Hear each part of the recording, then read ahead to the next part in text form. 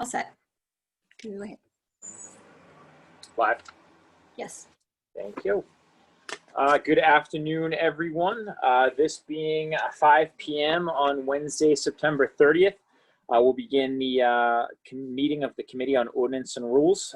This will be conducted via Zoom, so all votes that we do take tonight will have to be via roll call vote. So we'll begin with a roll call vote to begin the meeting. Clerk Semino. Councilor Ringus. Aye. Councilor Sasha. Yes. Councilor Flaherty. Yes. Councilor Mackin. Yes. All present. All right, just kind of, I guess, is sort of for those tuning in tonight, see how many we have watching. Don't have a lot of attendees tonight, but just in case someone jumps in and watches it later, this is sort of a second meeting since we have sent the town council rules back to the Ordinance and Rules Subcommittee. As a brief history, the rules of the council are in essence, the rules by which we govern ourselves, the rules with which we run our meeting, and so they are vitally important to every other thing that we do within the town council. They are to be looked at every 2 years. We had started this process pre the onset of COVID. We had a few meetings where we got through most of them. Once we switched to sort of Zoom meetings with the onset of the COVID pandemic, we did approve these and sent them forward for ratification by the full council.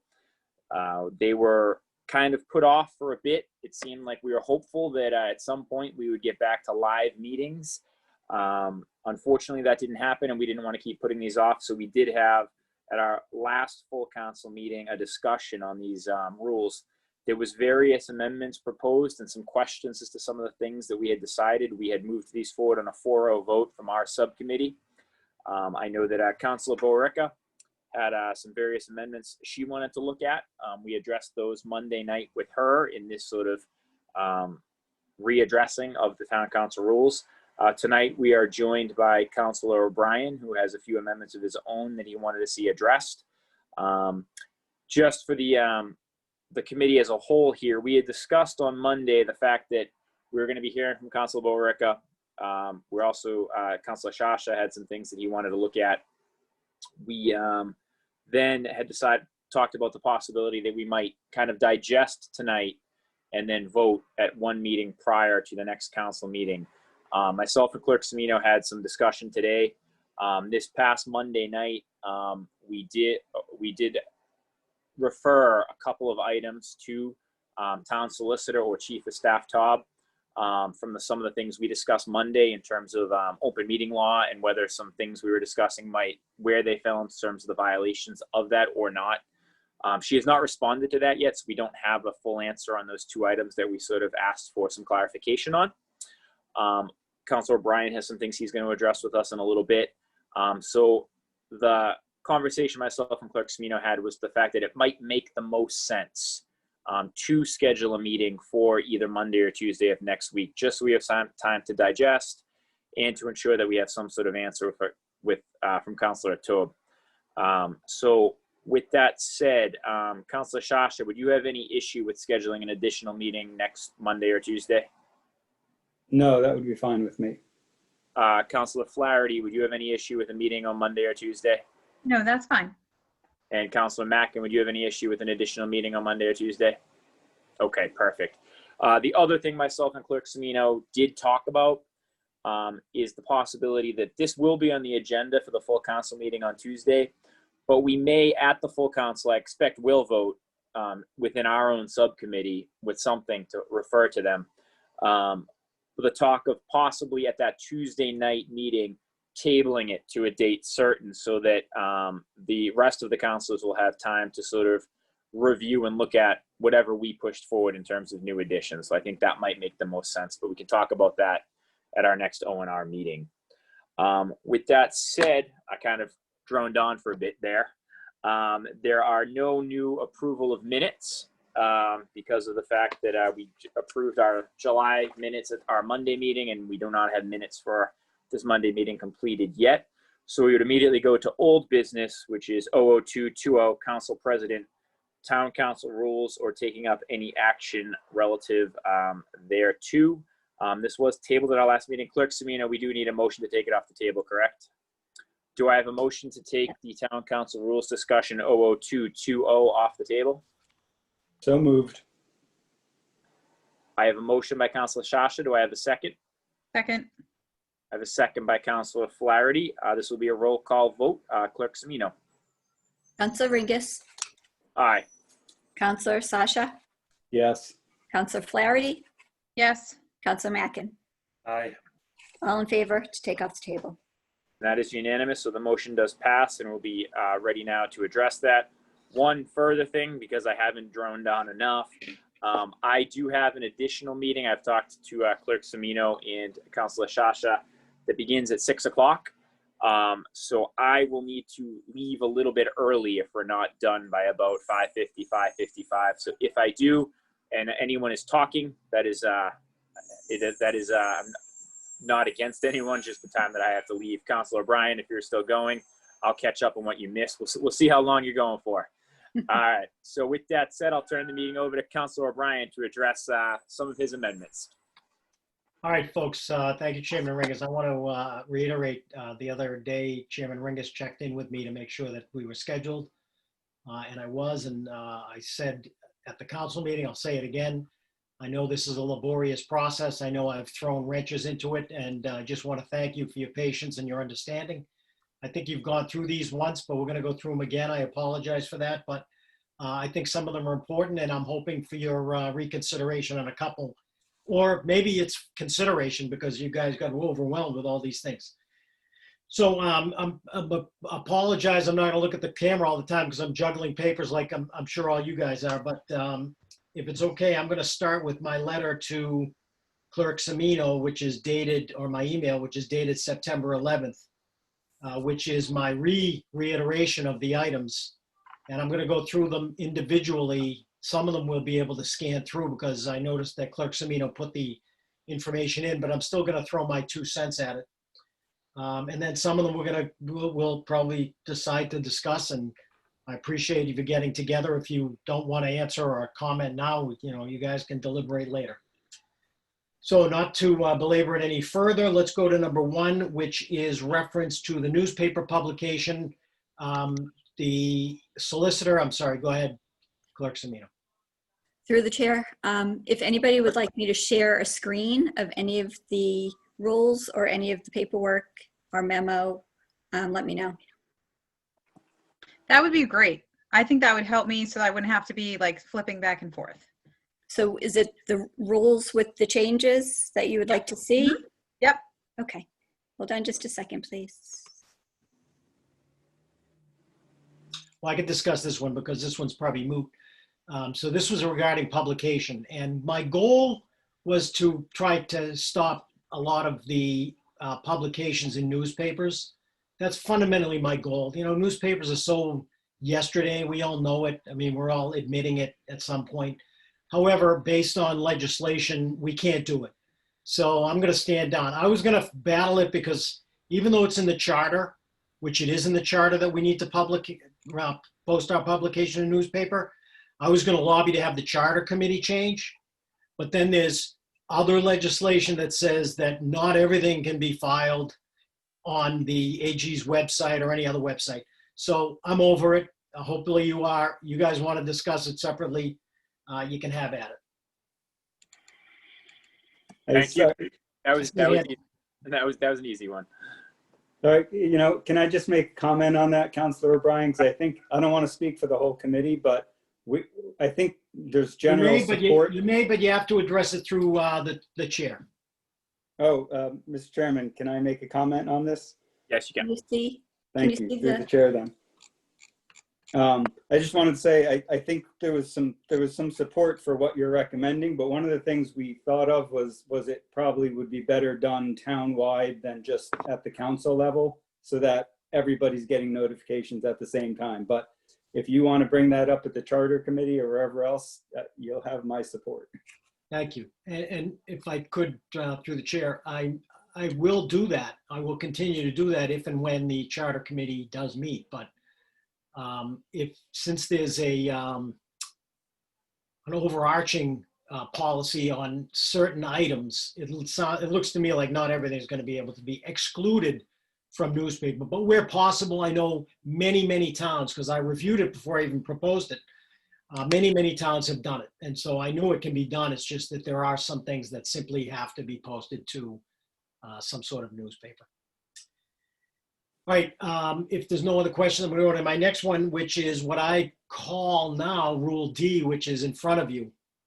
And let me give you the background, because like I had mentioned, I didn't have the opportunity to give you the background, but and I actually did to one of the members. But so the whole goal behind this new rule is because as a sitting councilor for many years, one of the things that frustrated the daylights out of me, which tends to be less right now, is when we go to any session, be it a committee or the council, or anything else for that matter, but mostly that's where I'm focused, right? Because what matters is to us, is when I'm walking in an hour prior to the meeting and we have the documentation that supports whatever it is that's in front of, whatever measure is in front of us. Now, I tried to capture that in words that were legislative in nature, so I captured things from various places, but that fundamentally is the goal behind Rule D. And so it's truly to get people, when they're ready to file something, including the budget, because everybody knows by charter that the budget has to be presented to us by legislation at the state level, has to be presented to us by an X date. And so what I'm asking is that by that X date, the executive branch be ready. And when they post it to come to committee, which is the Ways and Means, or be referred to Ways and Means, that everything's done. Now, does it have to be 100% buttoned up, and does it allow for some flexibility for them to modify it? Yes. But year upon year upon year, we were walking into these committee meetings with documentation that we had never seen before. And with all due respect, none of us had the, you-know-whats to table the things. And it just frustrated the daylights out of me. So this is to stop that. And there's one extra component in there, which the verbiage has thrown everybody for a loop. But the promulgation of the election returns is put in there so that the current sitting executive branch can't throw something into a council meeting that in normal legislative terms is a lame duck session. And so I tried to put that in there so there would be no lame duck last minute, let's do something, quick and quiet in a session where all the votes have been already prescribed, if you will, or proscribed before you sit in. So fundamentally, that's what I have on here. And just let me finish one more thing before I open it up for questions, or if you want me to read it, whatever the case may be. By doing this, I believe there's enough documentation here, verbiage in these items, A, B, C, and D, to support perhaps even removing items 33, 34, or not items, I guess they're rules, 33, 34, and 56, because most of those go to rules and procedures and measures that are going to come to the council from various departments or people or whatever. And so I know that that is very overarching, and it might, now that you've got that information, even though it was on paper, you could digest that. But maybe with a few tweaks of words here and there, we could actually change and get rid of a few rules with this one extensive rule, because it is an extensive rule. I'll stand down. Thank you, Councilor O'Brien. Any questions from members of the O&R committee as to this Rule D, pre-filing of council business proposed by Councilor O'Brien? I don't know if I'll see hands raised when we're doing the screen sharing. So if you just want to shout out. No one? Councilor Sasha. Councilor Shasha? Thank you, Mr. Chairman. I do have not so much a question, two concerns. One is that, from my limited time on the council, it seems that a lot of what we get last minute is last minute because it's just being completed by the mayor's office. And I wonder if we were to implement this rule, if we are going to end up suspending the rule frequently when that happens, because whether it's the budget or like Liberty and Grove, they are all time sensitive pressure issues. So, and I don't know about that. The other concern I would have is I fully understand this, and I kind of agree with it conceptually when coming from the mayor's office. If we were going to do this, my personal preference would be to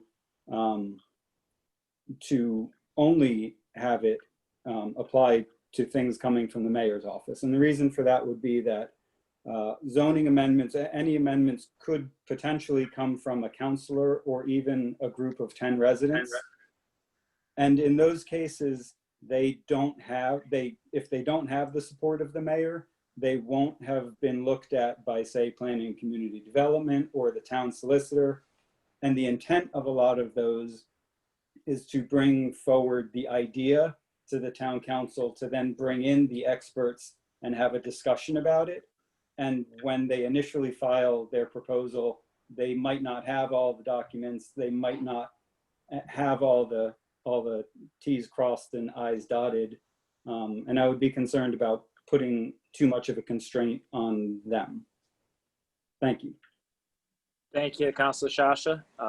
Any other councilors wish to weigh in with statements or questions for Councilor O'Brien? Councilor Mackin. Thank you, Councilor Ringus.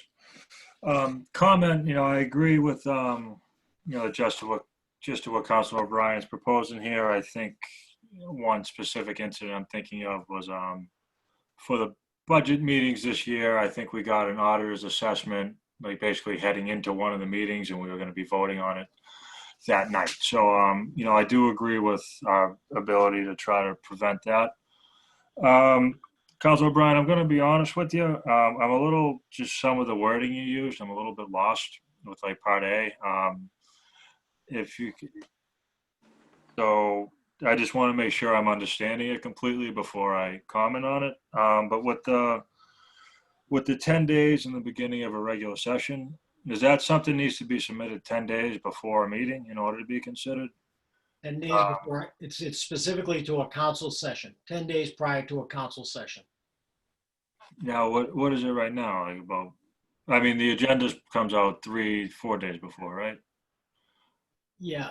I think between 10 days and an hour before the meeting, which has happened, I think we can find some leeway in there. I agree with the gist of it. I think 10 days might be a little excessive.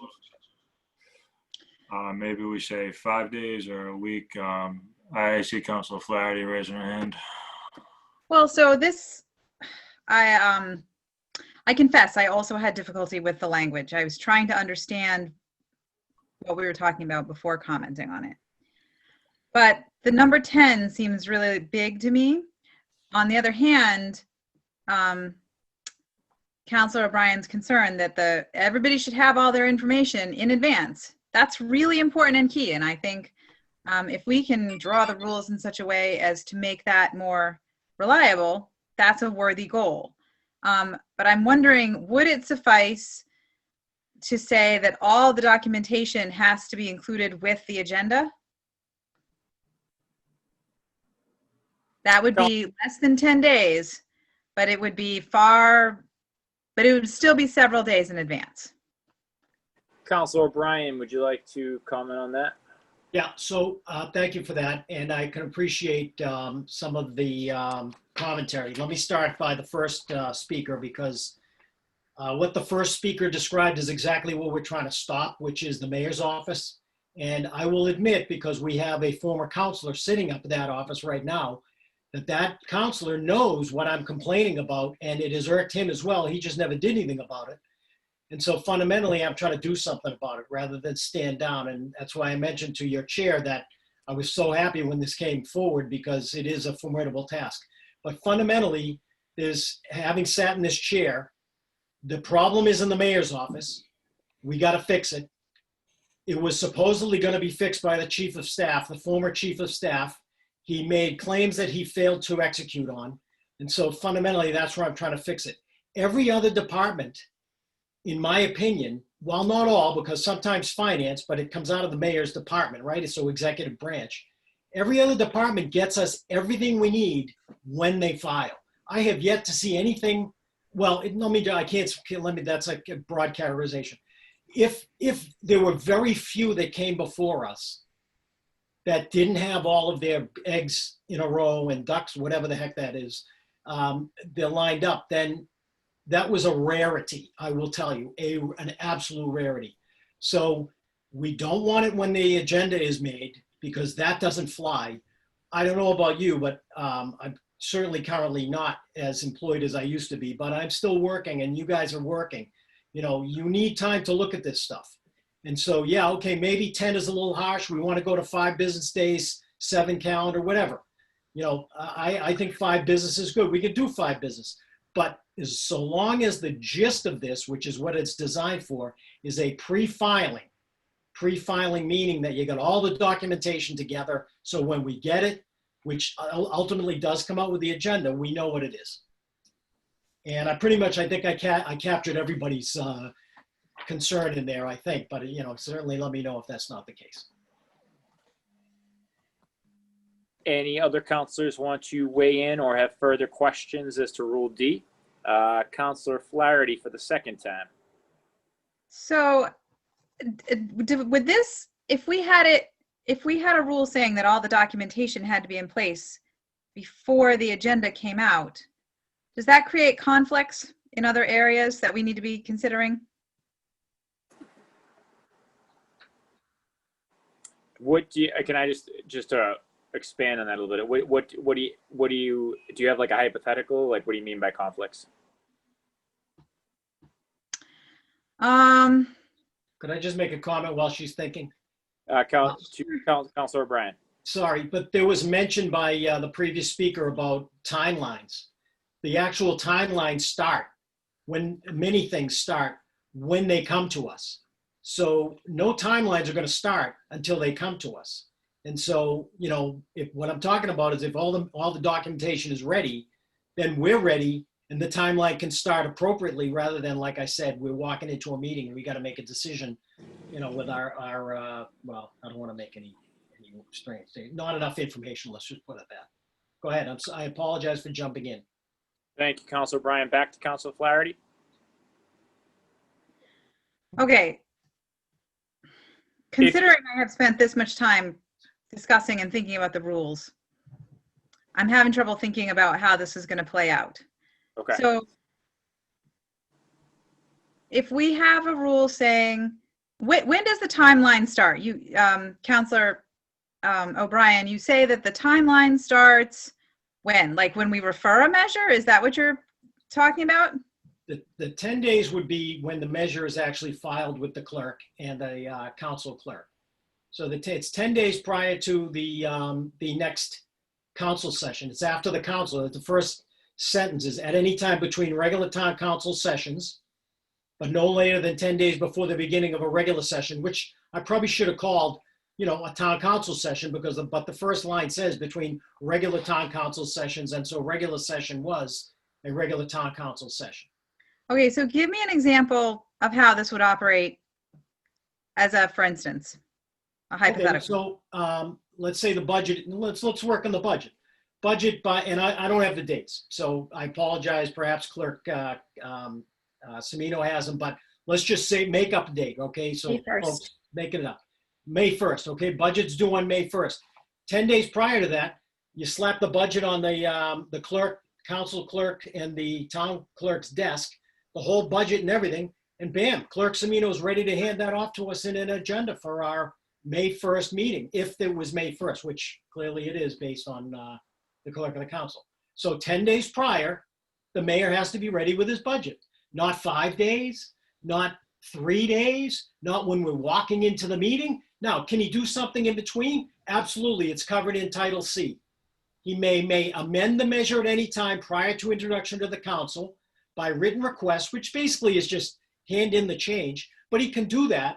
I provided him an opportunity to modify it, but at least we have the tome in spirit in front of us. And if any mistakes were made, the only thing you're going to have is a small addendum. Council Flaherty, anything further? I guess not. Okay, thank you, Council Flaherty. Any of the other two councilors, any further comments or questions as to Rule D? Councilor Mackin?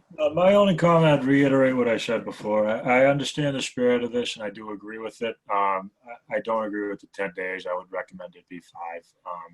But other than that, I got no issue with it. Councilor Shasha, anything further? Yep. Yeah, well, one thing is that if we're talking about 5 days, we're essentially talking about, because it's what, Tuesday, Monday, it's essentially 5 days before the meeting to get something on the agenda anyway. So I think essentially that's going back to what Councilor Flaherty suggested, that when you submit it for inclusion on the agenda, which would be Wednesday at 10 a.m., then you would have to have all the documentation. And like Councilor O'Brien said, it could still be amended after the fact. I am curious about the town clerk filing, though. Councilor O'Brien, did you want to discuss that piece? Well, all ordinances and proposals have to be filed with the town clerk. Not the clerk of the council, the town clerk. But the clerk of the council is an important component, right? Because she ultimately drafts the agenda. But the things like any motion from the mayor, anything from the mayor has to be filed with the town clerk. May I, through the chair? Clerk Semino. It's more of an administrative or wording. The town clerk is the office that if a resident wants to come in and read what is being proposed, they have the copies for that. But typically when the mayor has his assistant walk down to my office, I get both copies, timestamp them in, and we just make 2 separate folders, just so that you know that's how it works. So they're, in essence, Clerk Semino, they're filing both with you, although one is considered correct. The town clerk. Okay. Anything further, Councilor Shasha, or any follow-up on that, Councilor? One more question on that. So, and when you say in Part C that the amendment will once again begin the pre-filing timeline, I would read that as you're starting the clock over. So you've now, if you file an amendment, say the day before a council meeting, you now have to wait another 5 or 10 days or whatever it is, and you would not be able to do it at that council meeting. You would have to wait for the following one. That's the spirit, but, oh, I'm sorry, through the chair. That's the spirit. If you want to change it, you can change it. Anything further, Councilor Shasha? No, I think that's it. Thank you. And Councilor Flaherty for the, we'll say second time, might be the third, but. So I like the spirit of this very, very much. I think all of us do. And it's essentially, though, the problem with it is the language is awkward and bulky and difficult. And so I think that it needs to be, the language needs to be considerably refined before I can really support it. I think the 10 days is too long. I think there's a lot to be said for what Councilor Shasha is saying about having maybe just to provide all the documentation for your motion at the time when you submit items for the agenda rather than when we receive the agenda. I think that's fair and reasonable. But the language is just a little convoluted, and I don't think that we should really insert this as is into the rules. Thank you, Councilor Flaherty. Before I go, Councilor Bryan, any response? Or I think you've sort of noted that it is a spirit you're trying to get in. You're willing for the language to be adjusted somewhat.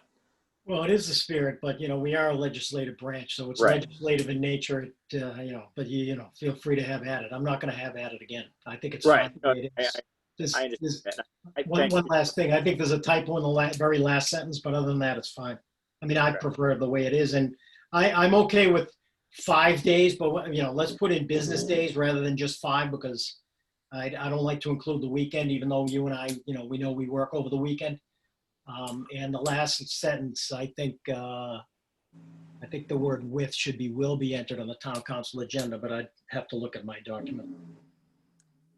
Mr. Chair, I'm done. So seeing nothing from the other councils, just a couple of comments or questions from myself. Working backwards, absent any typo that might be there.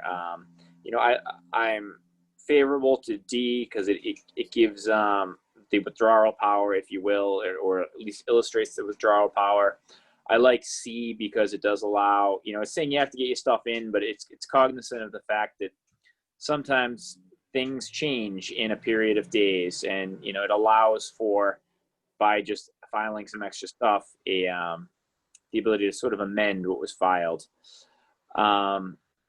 I like that B does sort of address some of the things that I understand the pain that we all felt, Councilor Bryan, from time to time on thing, because I know neither of us are a fan of same night action as much as we can avoid it. I do agree with Councilor Flaherty, and I agree with you that this Rule D, it kind of implicates, or it runs in congruence to some degree with Rule 33 and Rule 34. So you might not need Rule 33 and Rule 34 as written if we somehow incorporate this, or we can incorporate them together in some way. So I do think, and then going to what Councilor Flaherty said, I think the language could be addressed that we somehow find a mixture of 33, 34, and Rule D. I do agree with what Councilor Mackin indicated. I think 10 is a little bit long. Like I said, I don't like same night action, but 10 does seem maybe a little bit long. And I do agree with you I agree with Councilor Bryan on the business day aspect of this. The one part I wanted to touch on, because we haven't really touched on it here in this discussion, is sort of the last couple sentences about the so-called lame duck status. Can you expound a little bit on that and what your thinking was in sort of proposing that? Well, I wish I had a specific example, but I don't. But Right. It is in theory what you might consider similar to what's going on with the Supreme Court. We got a potential lame duck president. Oh, he's not yet, but let's just make pretend. And he wants to get a Supreme Court decision. Now, he has the ability to do that. I guess I was just thinking that there could have been something where, and this is my thought process, and again, I have to say, folks, it's from the former executive branch, where there was there was the potential that there may have been disagreement from a counselor for a measure, but that counselor lost their seat and now may decide, who cares? And so the mayor brings something forward that he knew he didn't have the votes for before, because this counselor was on the fence, even though it was someone that they could rely on, or he could rely on. Now all of a sudden that person doesn't care, and now the mayor can rely on that person because the person doesn't care. And so he brings something in that he didn't have the votes on, but now he has the votes because that person lost their seat. That's what I'm concerned about.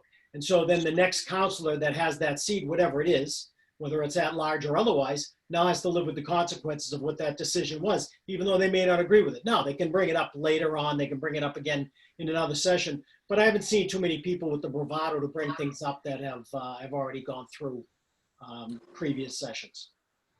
Thank you. So I guess I have a question and a comment there. So the way you've written it here, however, no measure shall be pre-filed between the final adjournment of the last regular session of the legislative term and promulgation of the returns to the town election for the next succeeding term. And after promulgation of election returns, any member elect or executive branch may then pre-file measures. So are you trying to say that, let's say, for your example, that, I won't use anybody's district who's here right now. So let's say District 7, which doesn't exist. Say there was a District 7 counselor who lost. And are you saying per this rule that he couldn't file anything after he lost the November election in the end of November and December? Well, the mayor couldn't file something that he may have had but if they filed it prior to the election, it does leave December open. And I know I've had conversations with one of the members here already about December, about this issue because of the December. But don't forget, the 1st December, we're all staying in our seats. It's the 2nd December that we might not do anything. And my experience is during that 2nd December, not much getting done because people don't care. We're done. The election's over. It is really November and December, but there's not much getting done during that time. And then Jan 1, you're in. So the council has changed. So what I mean in that last sentence about the next regular session would be when the new council is seated. Okay, so I'm just trying to pick up on that. So could that District 7 councilor that lost, could he pre-file something in December that the next council would be acting on? What this says is no. Right, that's what I was reading it as. No. So in essence, a lame duck, I hate using that word, but a lame duck counselor, District 7 counselor, would in essence be done. He could vote on what was coming before the council in that time, but he couldn't file anything new.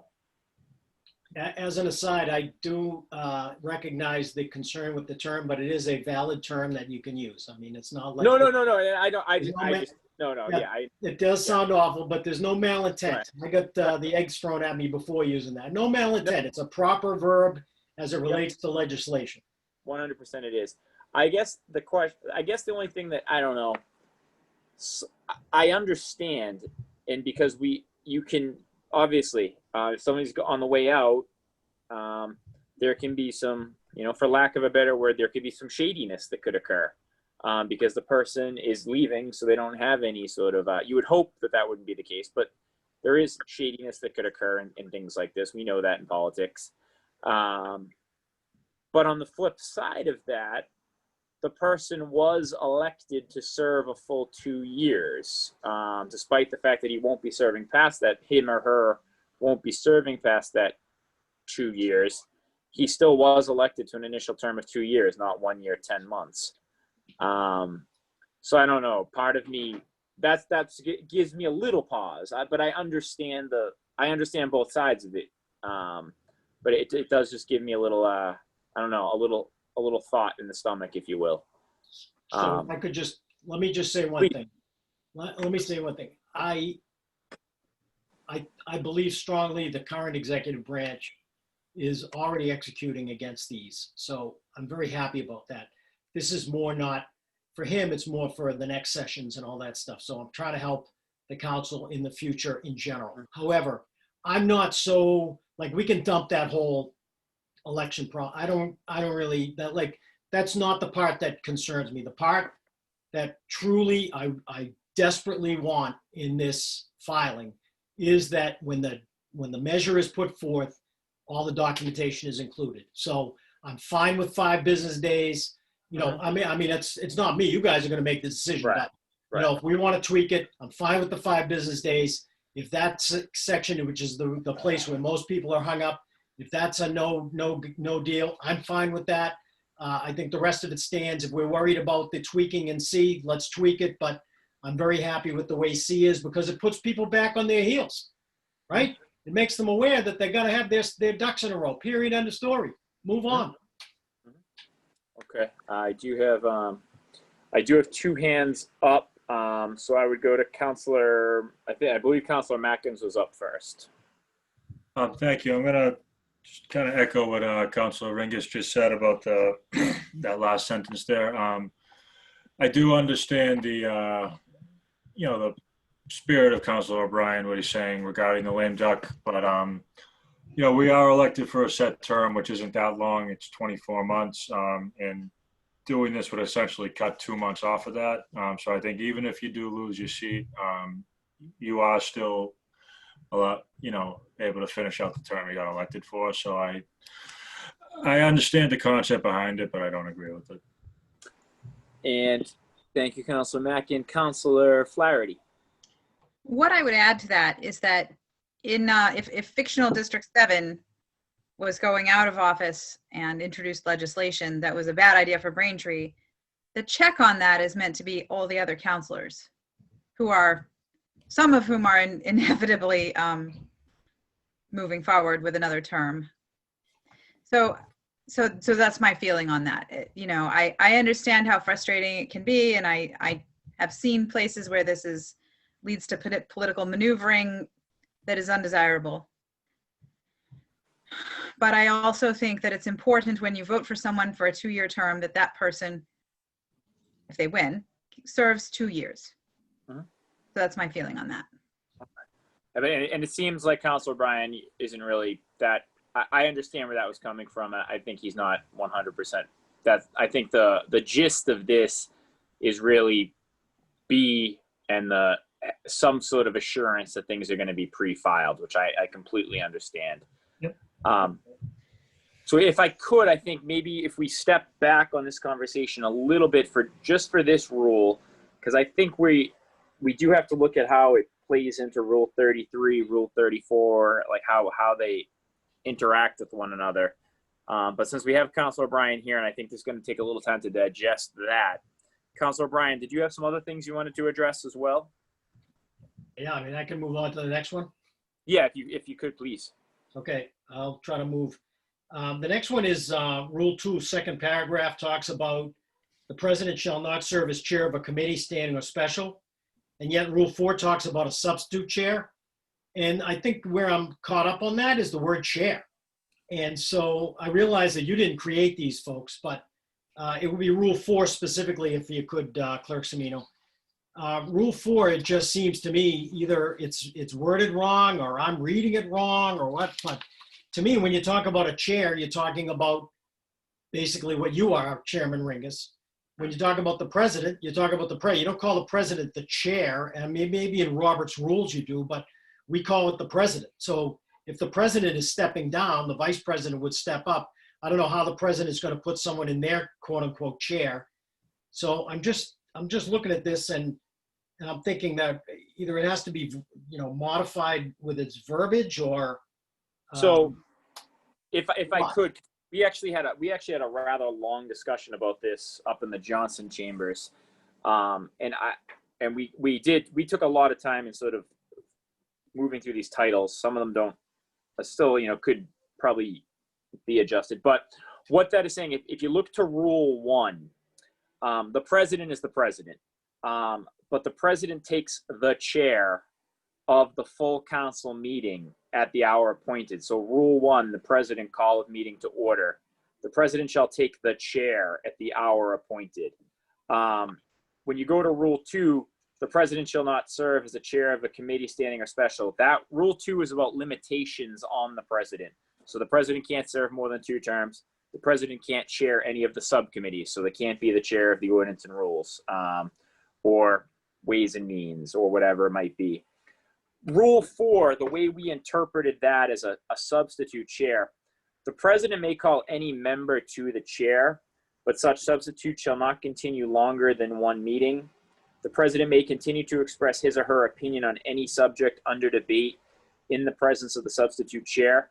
So the way that was always read by me and the way that it was always explained to me, this would be, and I've never ever seen it used, but this would be the president calling a member to chair that meeting. And I tried to think of a reason that might happen, because this would be if the president was at the full council meeting, but was not going to chair a certain, maybe chair a certain item. So the one thing that came to mind, let's say that it was a public hearing and there was a subject matter expert that was on the council that might be better to chair an individual session. So let's say theoretically we had a former drug counselor or someone involved in opiate addiction who was elected to the town council, that the president could call that person to chair maybe a section of the meeting when there's going to be lots of questions about opiates or that sort of thing, or maybe a subject matter expert is elected to the council that may be a subject matter expert on zoning, and we're going to have a big zoning meeting. I think that was the spirit of that rule. And again, I've never ever seen it used in practice, but I don't think it's referring to them chairing a subcommittee. It's actually calling them to the chair, meaning the chair of the full council meeting. But with my explanation sort of out there, Councilor Flaherty has raised her hand. So Councilor Flaherty. I'm just wondering if we just change the language to say the president may call any member to preside over a meeting. If that would just clarify things a little. Okay. Councilor O'Brien, because you did sort of bring this issue up. Did you want to expound or jump on this a little more? Yeah, my just whole thing, it just seemed to me like it was more committee chair because I didn't refer back to the first paragraph in item 1. I just didn't think that the president would be called the chair of anything. So it would be known as the chair of anything because it's the president. Right. And they can't chair a meeting. So therefore you can't call him chair. I can see what you're talking about. I don't see how that's ever going to happen, but my opinion was if it was for a committee, then we should call the rule substitute committee chair. But if it's for something else, then I guess I'll just defer to the committee. To your Okay. committee. Thank you, Councilor O'Brien. Any councilors want to address that right now? Seeing no hands raised, we'll move on from that for now. Councilor O'Brien, was there some other items you wanted to address? Sir, I'm going to skip my item 4. I'm going to go to my item 5, which includes Rule 34 and 35 and 33 and all that good stuff. So, wait a minute. Nope, I'm sorry. My view continued on with finish line. Oh, okay. This is just Rule 35 and 52 conflict with documentation. I think if we put my the Rule D in, we could skip that. Next one, should the following paragraph Rule 30. Okay, so next one is Rule 35, if we could. Okay.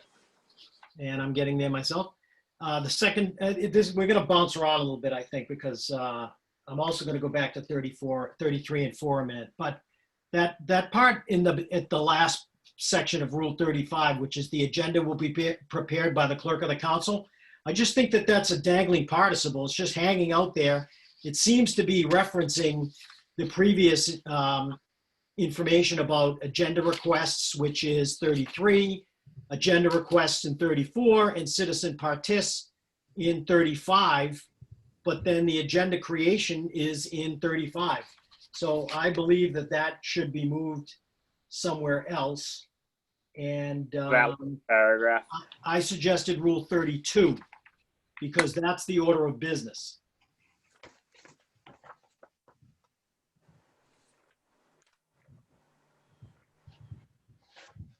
So it's more of a flow thing. Yeah, Rule 35 as a whole is kind of that's one of the ones under discussion right now. I do see what you say, how that could kind of maybe fit better somewhere else. I agree with him there. Yeah, I think you're correct. 32 might be the best. You're talking that whole last paragraph, the agenda. Whole last paragraph. Yep, beginning with. I'm sorry to jump in on you. I apologize. The agenda and ending with calendar year. Calendar year. I would tend to agree with you on that as well. Any other councils want to weigh in on that? I don't see any hands raised, so I'm going to just make a suggestion that perhaps Clerk Semino, I see your little mouse moving around there. Perhaps maybe going to Rule 32 with that paragraph might make sense.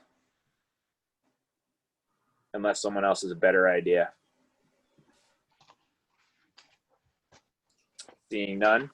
Okay, so I think, yeah, maybe 32 would be the best place for that. Okay, if I may continue through the chair, please. Councilor O'Brien, please. Rule 33 and 34, I did include 35, but I could see how 35 may want to have its own standing because it is citizen participation, which may not be specific to anything that comes before us, but I just think if my rule, well, I'm sorry, I shouldn't call it my rule. If the new Rule D. proposed rule, which is Rule D, goes forth, I really think, because, we all know that this thing is getting thicker and thicker, right? I really do think that there may be some wording that needs to be pulled out and moved around, but I do really think we could kind of truncate these items into that rule as one, because it is reference to all items coming before the council.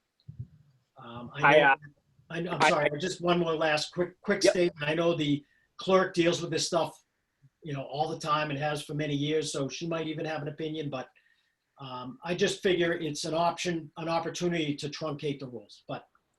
I would, as you said, I think what we said when we were talking, kind of, this all flows into Rule D.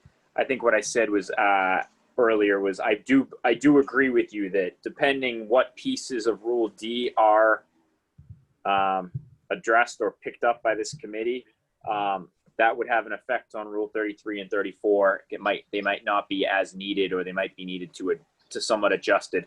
So I do agree that when we have a further discussion on how we incorporate Rule D, that 33 and 34 will probably change with them somehow.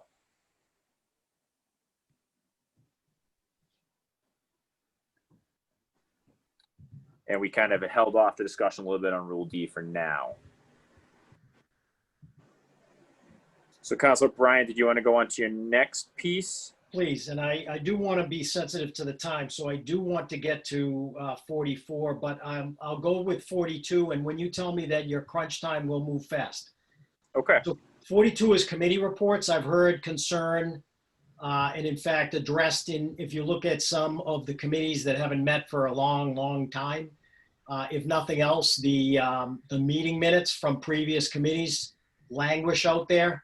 And so I felt like it might be incumbent upon us to add a little more language so that some of the committees have to at least get together to, at a minimum, address things like that. But I also believe that there's a lot of state legislation that requires, for example, the Council on Disabilities, which is not what it's called, but anyway, they have to provide an annual report. And I don't see why that maybe even the council should be considered as something that should provide a report. So I added the language which Clerk Semino has gone ahead and put on there to the second sentence, which is annually or biannually, because we're here for 2 years. At the discretion of the chair, all committees shall provide a report to the full council summarizing the results of the committee's meetings. And if nothing else, it gets you to meet, because now you got to craft a report. If I could jump in first, I agree with you. The amendment that I wanted to address was this. But I would say that maybe we should take out the piece that says at the discretion of the chair. I would just say that annually or biannually, all committees shall provide a report to the full council summarizing the results of the committee's meetings. Not make it discretionary that every chair of a subcommittee has to provide a summary of the meetings. I don't know if any of the other councils wanted to weigh in on that. I agree. Well, through the chair, the only thing that I would add to that is, as you digest that, is the fact that there is another rule in here, which of course I'm not going to reference because I didn't think this would come up, that says that the members of the committee can, force a meeting if the chair doesn't force a meeting. So, I mean, there is an option behind that, but I'm okay with that. We get it in. I'm happy. I'm happy. I think it makes sense. Yeah, So I do too. I think there should be some something holding your feet to the fire a little bit. So I have no issue with that. It doesn't seem like any of the other councilors do either. We have hit my crunch time point. It's 5:56. I'm actually a little bit past it. Please let me do a quick on 44, and then you can get out of here because. All right, please, yeah. My concern is that you put in here at the request of the council president, the town auditor shall be required. No, wait a minute, where is it? Okay, I don't remember what it is, but basically it says that all things that go to before the town auditor should be at the discretion of the president, and I vehemently disagree with that. I call the town auditor all the time, and I'm not overburdening that person.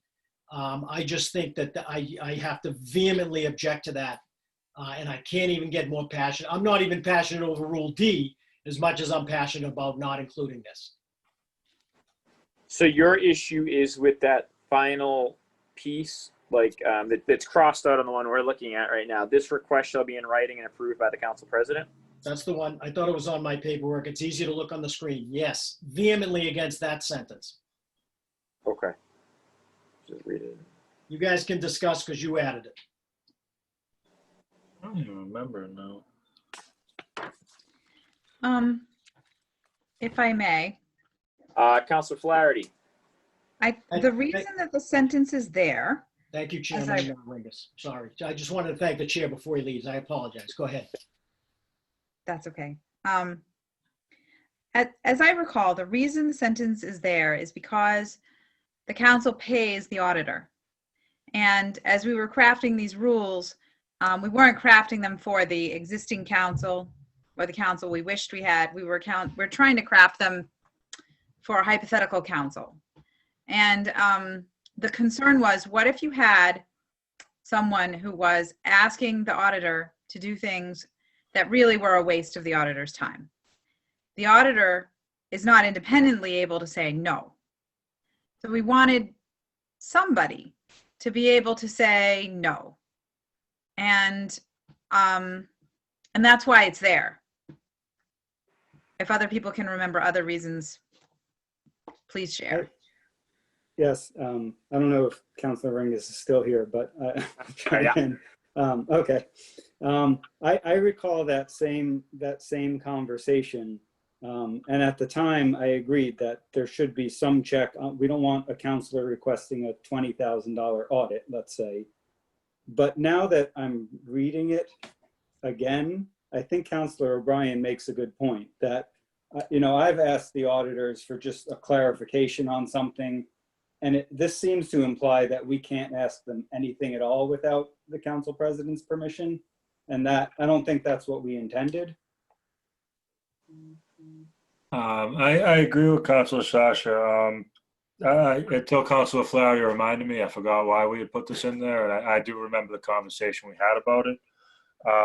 But yeah, looking at it again now after this much time away from it, the way it reads kind of implies like not even a phone call without permission. And I don't agree with that. And this will probably be the last comment I make before I head out. So Councilor Shasha, get ready to take over. I agree. I think we put a lot of thought into this, and we were trying to be careful on someone just, again, I think like Councilor Bryan said, when we write these rules, and we talked about this in the meeting, we write these rules to be faceless counselors and faceless executives. It's not us in the role, it's whoever might be in the role. And it's not personal. So I think we put this in to kind of create some limitations and a check back that if the president did deny it, that there could be a 2/3 vote to sort of override it. But I do feel that when you reread it, sometimes when you go back to something, perhaps we overthought it and made it maybe a little too limiting, because that was language that wasn't there before we added it. And again, any rule can always be addressed at any point by, so I would tend to agree, maybe unless there's something that jumps into my head why, I think maybe, yeah, we do take it out, unless anyone else wanted to comment on that. Can I just give you one scenario? Correct. And Please. it happened to yours truly. So I did ask the auditor to perform an additional function when I was the chair of Ways and Means, and then my title ended, my whatever ended, and it went into the next Ways and Means chair. The next Ways and Means chair had requested from the auditor their workload, and the Ways and Means actually voted against my request for the auditor. So there are ways to prevent the auditor from being sent in 100 directions, and the auditor will report or will not report, will look to, because this says it, to the president if they've got a lot going on and they're juggling all their balls. I'm just going to tell you from history, because I've had an internal auditor and now our internal auditor. And both can juggle lots of balls, because what you and I look at as lay people, they as CPAs get things done in amazing fashion. I mean, because they're so, especially these guys, but I even looked at the previous one. They're so entrenched with the town. They know exactly who to go to. They know exactly where to get the information, or they already have it. And literally in hours, they're getting stuff done. So, and I realize we're paying them and we're paying them a decent, but thanks to the Ways and Means, we're not paying them excessive money, but we're getting excessive value out of them. But to the previous speaker's point, you know, kids, we're not kids. You know, we don't need people looking over our shoulder. This just adds more looking over our shoulder. And quite honestly, I just think it's disrespectful to have the president tell us everything that we need to do, when in fact, the auditor, the clerk, and all of those folks in the town clerk, I mean, our clerk, our clerk Semino, report to all of us. End of discussion. All right, anything further on that piece? All right, seeing none, I want to thank everyone for their work on this tonight. I am going to exit, so I will turn the chairmanship of this meeting over to our current vice chair, Councilor Shasha. Thank you all. Thank you. Thanks, Councilor Angus. My next one is Rule 50, but it's about documentation, and I'm pretty sure it's what's sitting in front of me as Rule 44, which is failure to report by a committee. So we could get 44 up. My simple point on that, because it is a little confusing, is that with the Rule D, as described, this section would be moot as all documentation will have been presented in order to be considered for council meetings. So, yeah, okay, so this says if the information to come before a committee is not ready, then the matter is referred, and unless further time is granted, I think that the rule that I proposed eliminates that. You guys are going to probably have to deliberate this more, but if you could just maybe look at it and either agree, disagree. I'm not so hell-bent on debating it right now, but if current chair Sasha wants to debate it, I'm happy to jump in. Well, I do have a question about it, because I read that one a little bit differently, so I'd be curious to hear what the other members think about it. I read that as not that the committee doesn't have all of the information, it's that they're still deliberating and have not yet reached a conclusion. And then it defaults to a no recommendation, goes back to the council at the specified date with no recommendation. But I'd be curious to hear what the other, how everybody else reads that one. I digress. You know, now that I just was flying through these.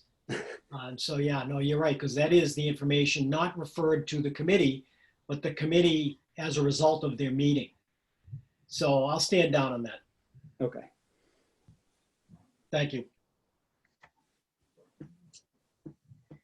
Next one is Rule 53, which is regarding any member may leave the council chambers without explanation, but then I see 15. So let me see my 50, where 53 is here. Yeah, 53 is on my page 14, and it talks about a councilor citizen sidebar. If anyone other than a town official desires to speak to a member of the council while the council is in session, the member, if agreeable to the request, shall leave his or her seat and retire to rear a council chamber or elsewhere until the conversation is finished. Again, I think that speaks to disrespect. We're adults. We don't need to be told what to do. If I have to use the facilities, I'm just going to get up and use it. You can't tell me I can't. So I really don't see the need for this. You guys put it in. I'll let you, belabor the point or not. You can discuss it at a different time when I leave, but I just don't see the need for that. And, I don't think we need to deliberate that now, but I certainly would ask for reconsideration of that. Sorry, Councilor O'Brien, can I put you on hold for a second there? Yeah. Clerk Semino, are you annotating these? So when we get back together next week, we'll be able to know which ones we need to go back and review? Yes. Okay, thank you.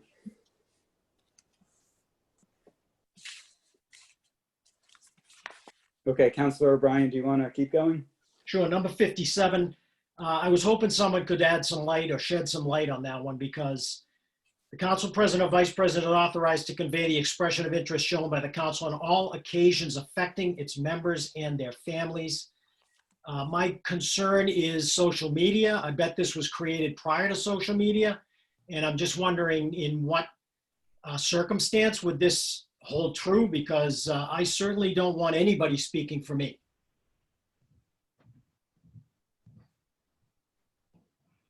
Okay. Any Councilor Flaherty or Councilor Mackin, any comments on that?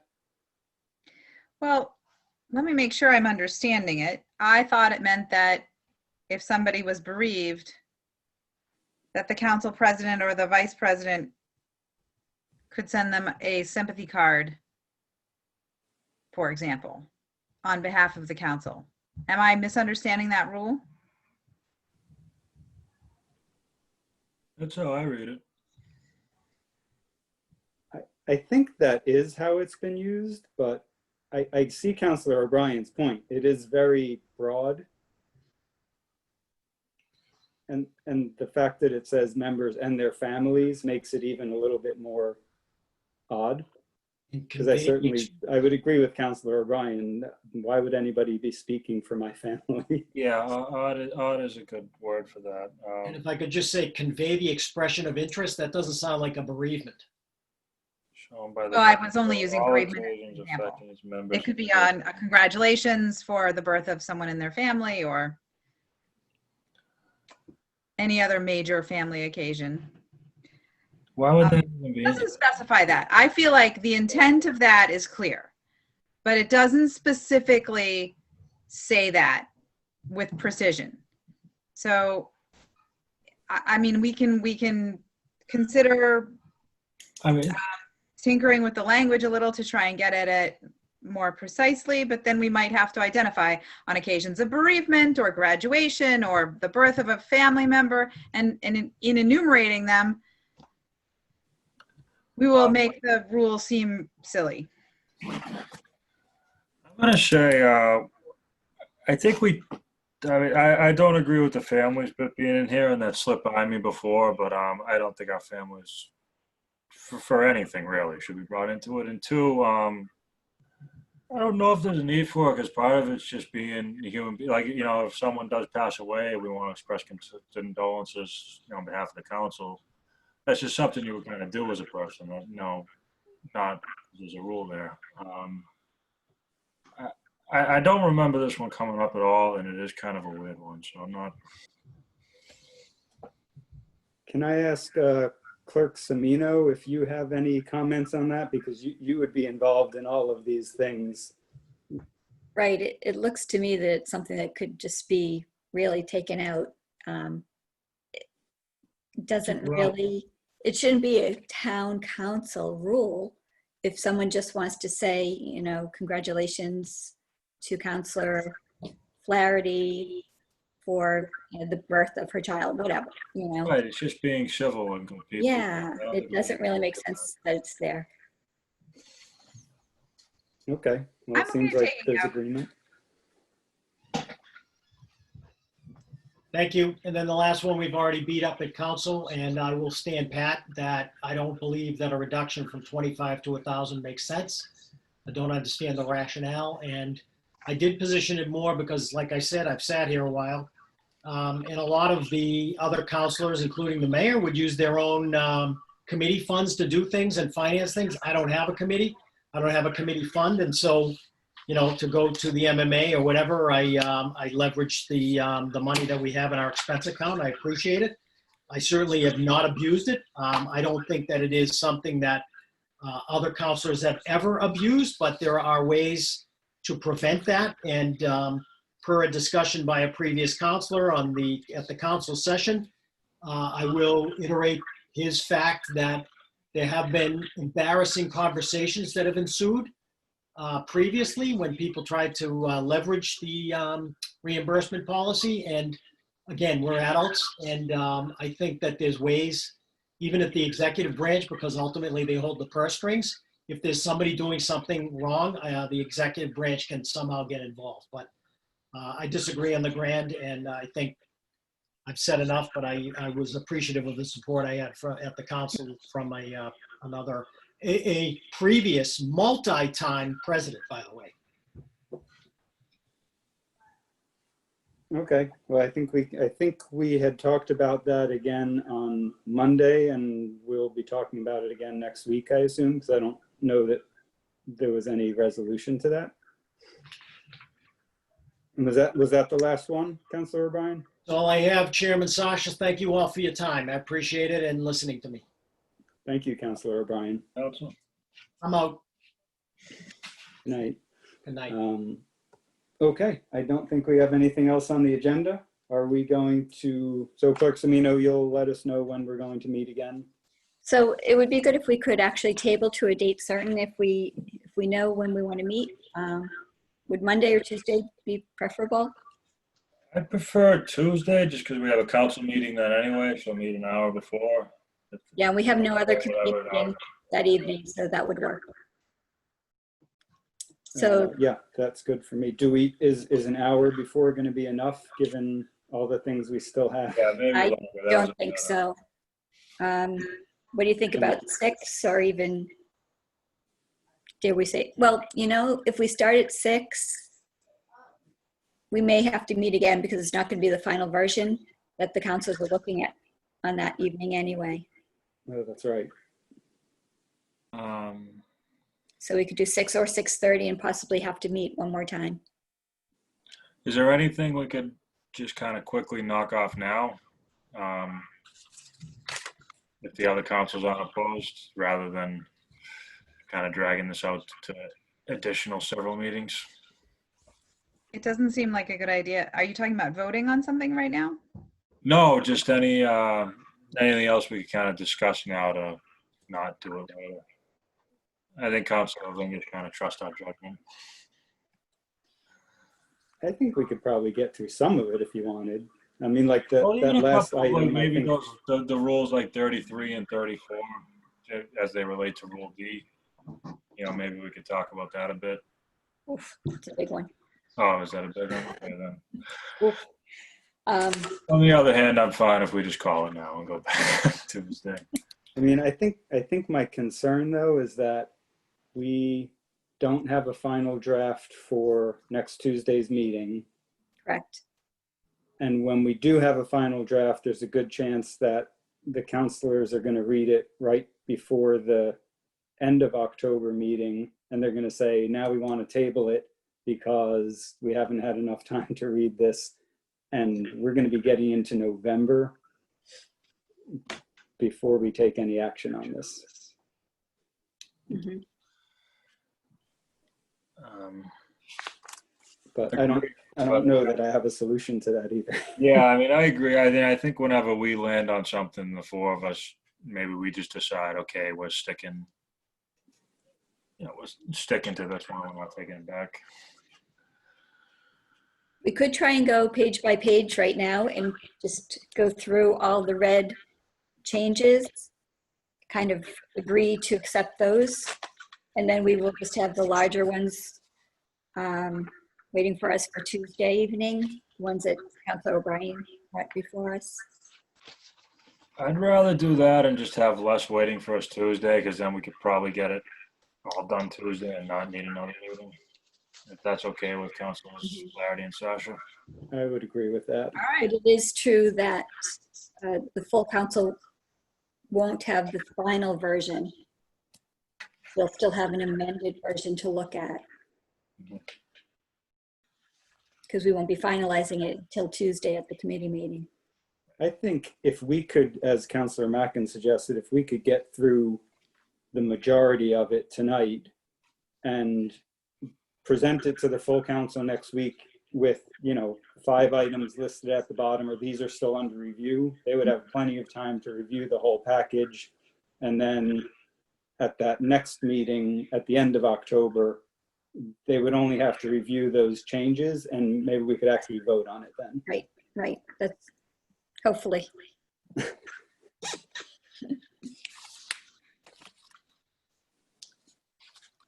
All right, Clerk Semino, do you want to take us through the, Sure. Does everyone have it in front of them, or do you want me to try and share it again? I have it on paper. yeah, can you share it again? Because I do have it. I'm not sure which version I'm looking at. Right. So I have it, but I'm not sure. I have so many copies now. I'm not sure which one we're using anymore. Yeah. Okay. Okay.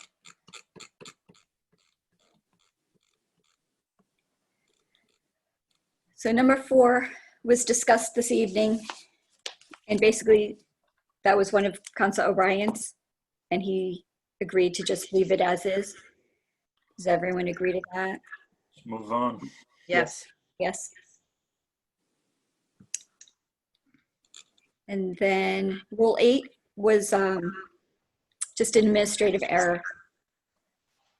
Appointments is subject to Rule 3, which was the numbers changed above when we were doing it. So that's what that change is. Good. Let's see. Where's the next one?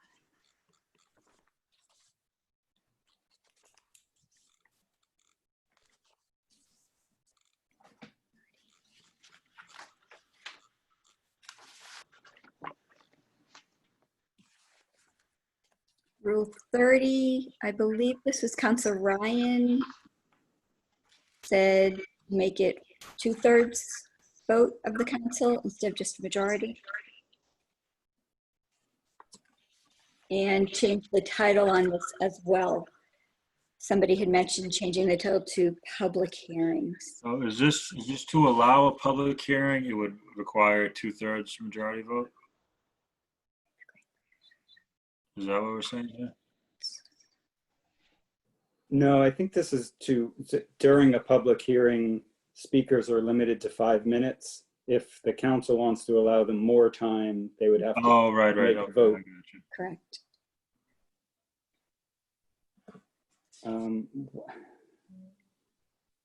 What? Does anybody remember what the suspending a rule? Is that 2/3 or a majority? No, suspension of rule by, see, suspension of a rule is majority vote. So I think this is essentially suspending the rule of a 5-minute limit.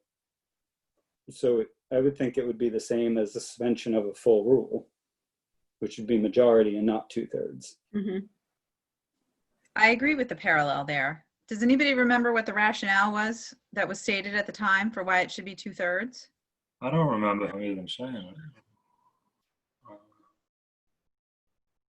I would prefer a majority. I think the 2/3 is for more, significant things than allowing someone a few minutes to speak. Change it back to majority. Yes, I think we're all in Yeah. agreement on that. Okay. And the title, Rule 30, public hearings? Or just, Allotted Yes. time at public hearings, maybe? I'm sorry, what was that, Councilor Mackin? I apologize, I didn't hear you. Say, allotted time at public hearings, or I'm fine with just public hearings too.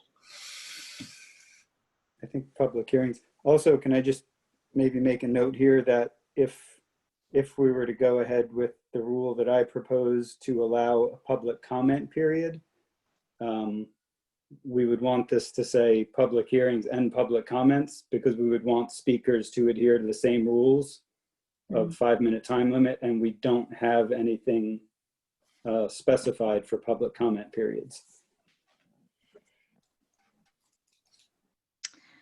It seems like because Rule 31 has also to do with public hearings, we may want to sort of tease out the meaning of Rule 30 more precisely in the title. Allotted time or speaking time.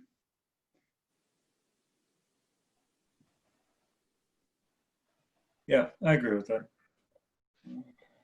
I mean, we may need to adjust it further depending on whether we make additional changes to how hearings are conducted. But I think like given what we have right now, Well, I think this is not just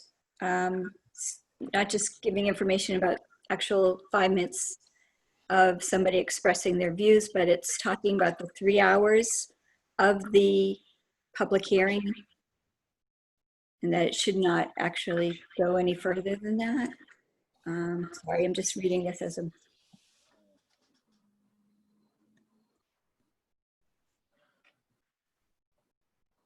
Yeah. We How about might be duration? overthinking this too. Yeah, Yeah. I think if we just change the title to public hearings for now, we can always change it. You can always. Right. okay.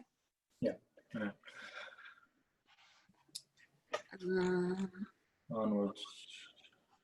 So we were saying to bring this here, moment of silence and pledge of allegiance, do pledge allegiance / moment of silence on the same line. Yes. Fine with me. And then keep everything the same. Sure.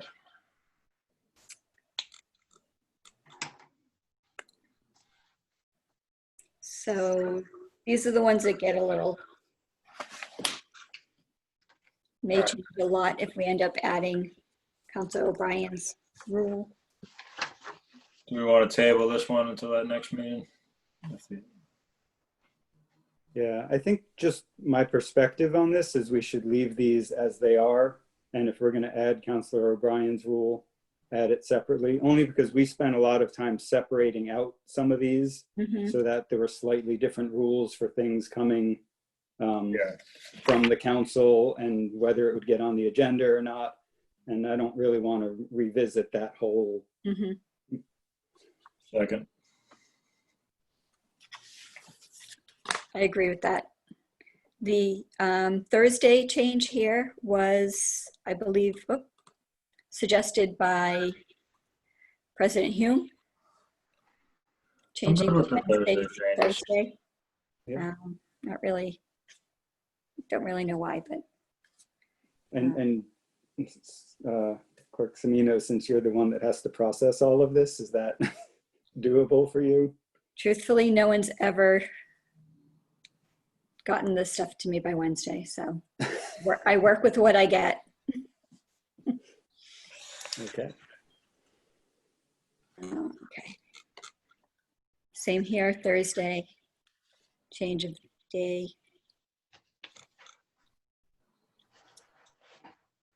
$35. This I think was 35 is the one where we're waiting to hear from Solicitor Taub. correct. Let's move on.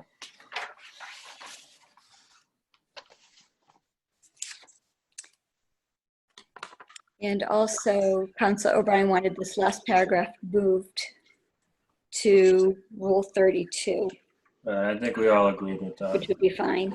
Yes. Okay. Yep. Let's see. I think.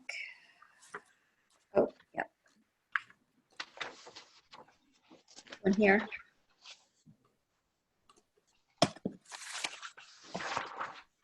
I think that's going to be a bigger discussion one.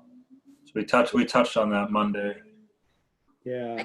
I I think, feel right now, I'm sorry, I apologize, Councilor Sasha. Go ahead. no, it's, I was just going to say, I think there was some level of agreement on Monday that if we just made it 4 or 5, that would cover us for this year. We don't have to remove anybody, and that would give them the option of going to 4 next time.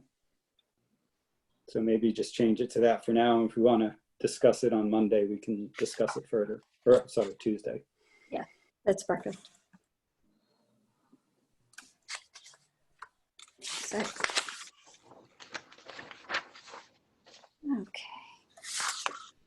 This was, we already kind of talked about this. This was revised by Nicole, the deliberation.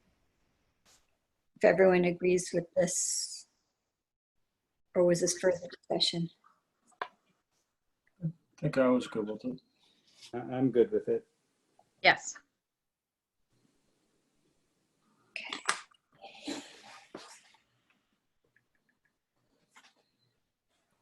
Committee reports. Did we want to take out at the discretion of the chair? Yeah, I think we did land on that, right? Yes. Clerk Semino, can I ask you a question about this? Certainly.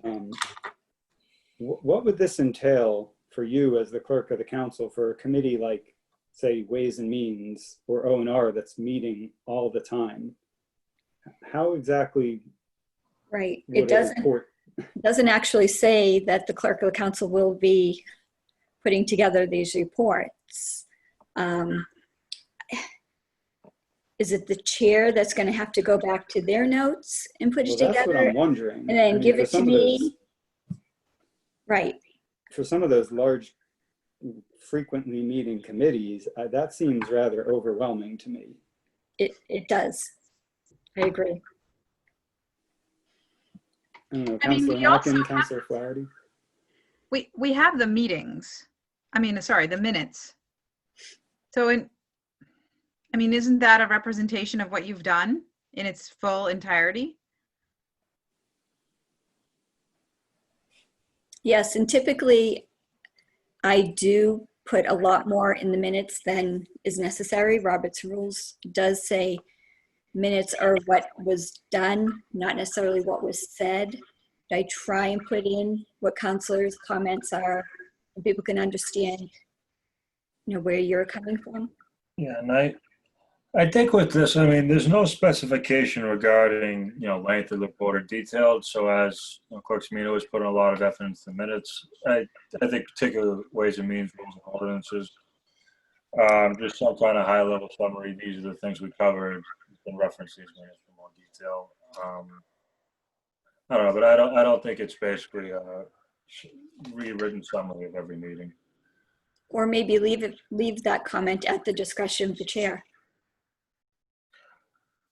I can see why they want to remove it, because then Well, we'll I get see what we it. have now, which is there is no report coming. I from see it the reading minutes. at the discretion of a chair to submit it, which I think it should be submitted, whether the contents of it, that could be more discretion of the chair, whether they have a lot of good meeting minutes, which can be relied on, or if they'd rather write up something differently. I think that part's discretion, but I think there should be a report for all of them. So the way I read the phrase "at the discretion of the chair" was that it would apply to whether the chair wished to submit this report annually or biannually. And I didn't read that as meaning that the chair would have discretion as to whether to submit any report. But I think you're right. Because the first sentence says they shall report. And then the at the discretion of is referencing the annually or biannually. Yeah, I missed that. You guys, you're correct. So the first sentence, I'm reading it as whatever's referred was met on with the committee, and then they go back to the council and say that I'm just giving an update on the fact that this committee met, Right. and this is Yes, you're what we right. discussed. Yeah. Do you want to just say annually, take out the discretion part, and then move on from it, or are there objections to that? Can I also say, if you put annually, I think that would be really hard. This is your first year here, and there's many committees that haven't met yet because it just Okay. hasn't been time. All right, then we could do biannually. Or we just leave it as is and move on. what Yeah, is it maybe mean? save this one for Monday, Tuesday. Councilor Flaherty. The more I read it, the more confused I get about what this means.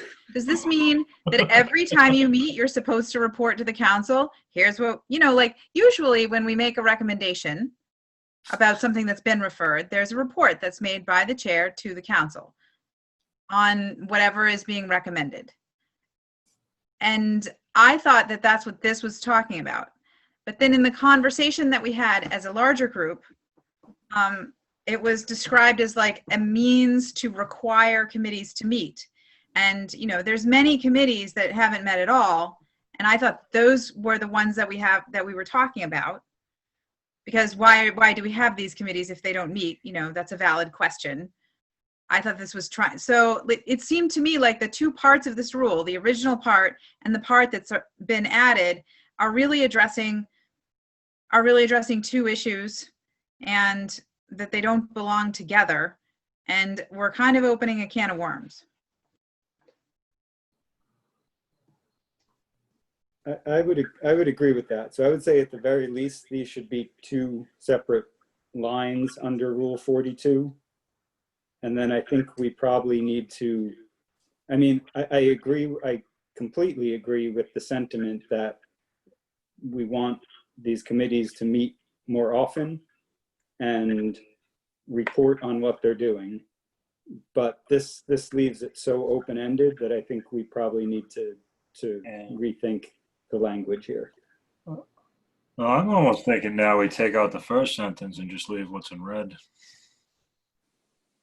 But we could save this one for Tuesday. It's I think I agree with Council Flaherty. We could be opening a can of worms. If we took out the first sentence, would we thereby be removing the requirement of the chair to provide the recommendation on behalf of the committee to the full council concerning the issue that the committee reviewed? I believe that would be the case. So we can't take out the first. Disregard that.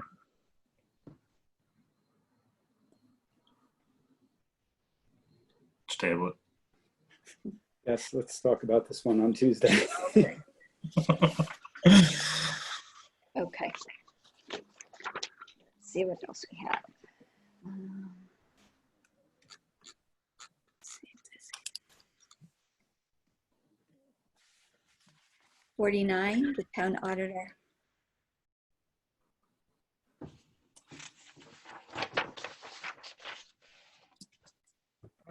I was okay with Councilor O'Brien's take on it, removing that bit. I remember why we put it in, but I think there are checks in place.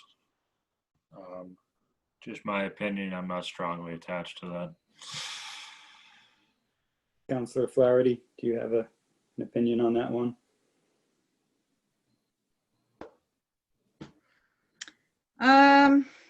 I mean, truthfully, we haven't had a problem with the auditor being overused or used in ways that don't make any sense.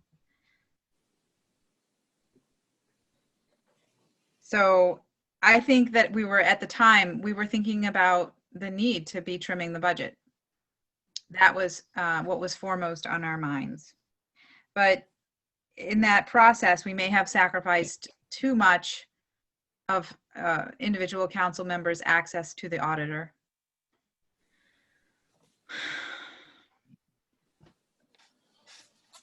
I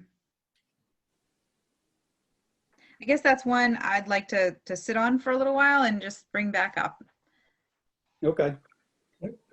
So we'll talk about that one on Tuesday as well. Okay. All right, let's see.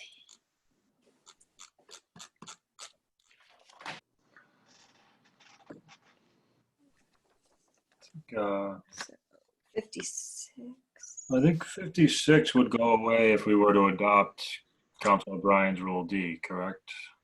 Because they're kind of going against each other.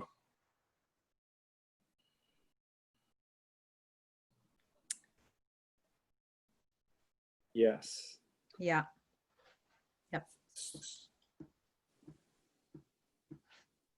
So maybe if we were to adopt some or all of Councilor O'Brien's large amendment at the end, it would become Rule 56. That's yeah, that would make sense.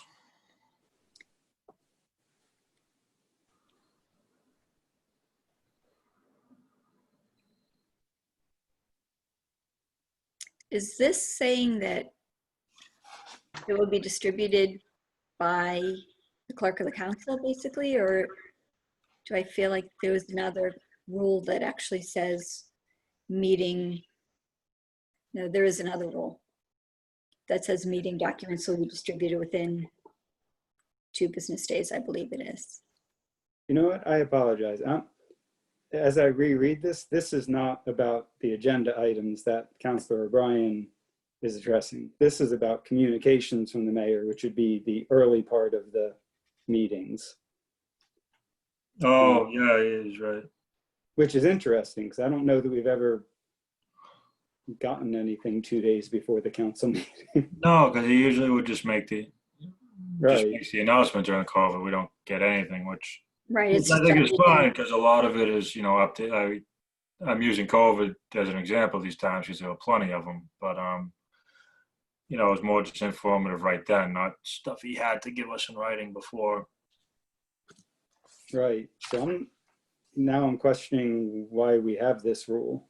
Yes, that's exactly what I was thinking. Like when the mayor has to make I mean, there are plenty of occasions where the mayor has updates to share with the council that can be prepared well in advance. I think the debt exclusion is a good example of that. The mayor identified the components of the debt exclusion and had a lot of information about why it was needed and how the money would be used, and shared that information with the council and provided the documentation on the day of, which was an enormous amount of paperwork to get on that day. But on the other hand, in COVID, there's lots of times where the status of what's happening is changing all the time. And it might be unfair to require the mayor to provide documentation in advance and eliminate any opportunity to share things that haven't been provided in advance. I agree with that last point, particularly that we don't want to do anything to discourage the mayor from showing up at council meetings and letting the residents know what's going on in front of the council so we can ask questions. Yeah, I would consider taking it out. Yeah. I would rather get a giant document dump on the day of and contend with that than limit the mayor's ability to share information with us. I wouldn't say document dump because that goes back to what Councilor O'Brien said. I mean, my understanding of communications are more than just that. He's communicating. Like his communications is now like we haven't got what he's going to say in writing. Like he just appears in the agenda, he goes up and talks. But to your original point, I think we can get rid of this rule. But I think that if we get rid of it, we should be mindful that it totally empowers the mayor to provide a document dump. I think that's true, but only on communications from the mayor, not on Yes. agenda items that we're going to be voting on. Yes. Maybe we revisit this on Tuesday when we have the full committee present, Okay. and take a little time to think about it. Mhm. I don't think we should get rid of a rule without the full committee. I agree. Good. I think that's it. Rule 65. On Monday, we landed on 1,000 there, right? Yes. Yeah, and I then feel good about that. full council went back and forth on that as well. Well, I think the four of us in the committee were good with it. There's 1,000. 1,000. Yeah. Okay. Put it back to 1,000 for that meeting. And then, do we make decisions on Council Sasha's A, B, and C? I did.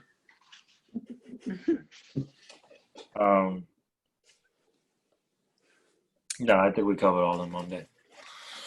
Yeah, the Rule B and Council Verica's Rule 35, I believe it is, are very similar. You're right? Is it, you're kind of both trying to say the same thing? They're similar in spirit, but they are not similar in execution. Mm-hmm. Yes. And that's the one that we're waiting to hear from Solicitor Taub on the other one. So I think that's a Tuesday item. Yeah.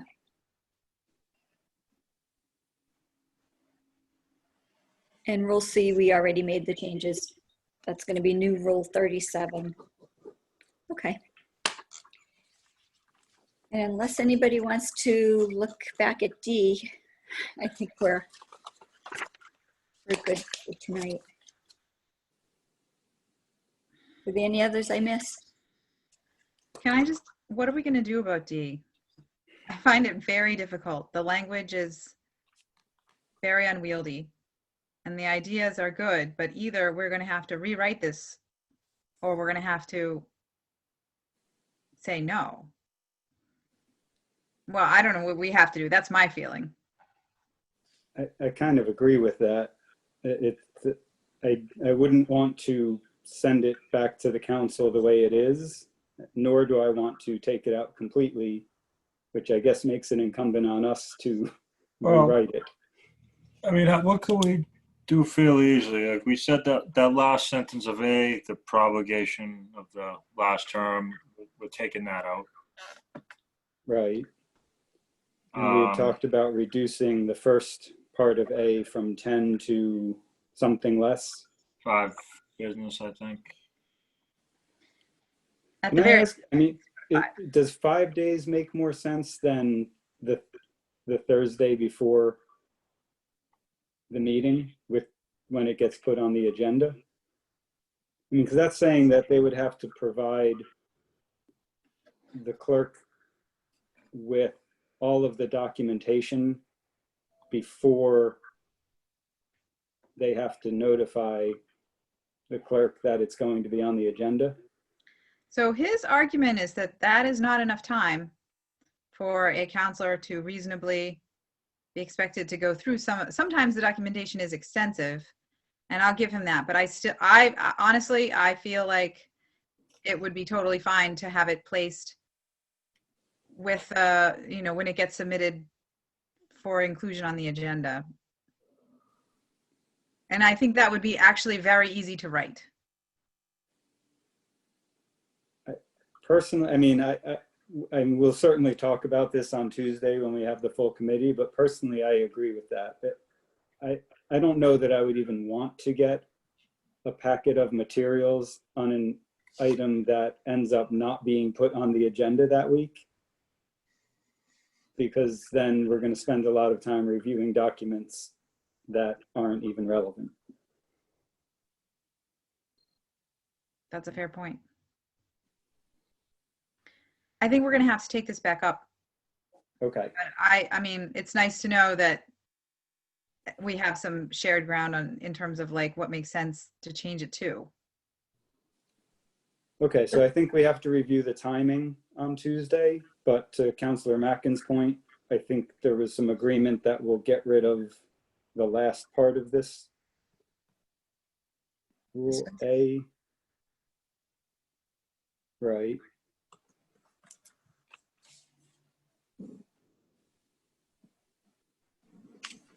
Okay. Yeah, and I think that was the more confusingly written part too. So it's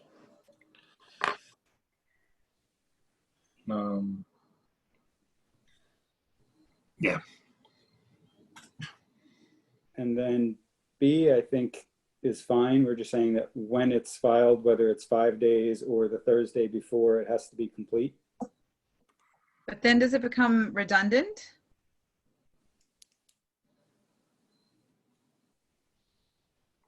No measure shall be pre-filed without the complete measure, including all supporting documentations being set forth in full in the filing.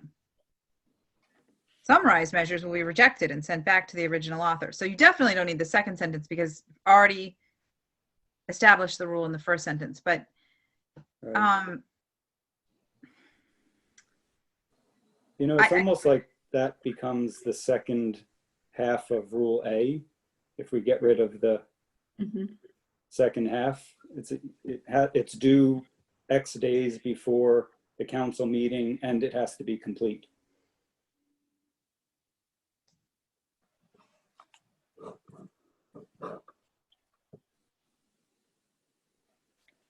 I agree with, if I may, Yes. the last, that's B, the second sentence, summarized measures will be rejected and sent back to the original author.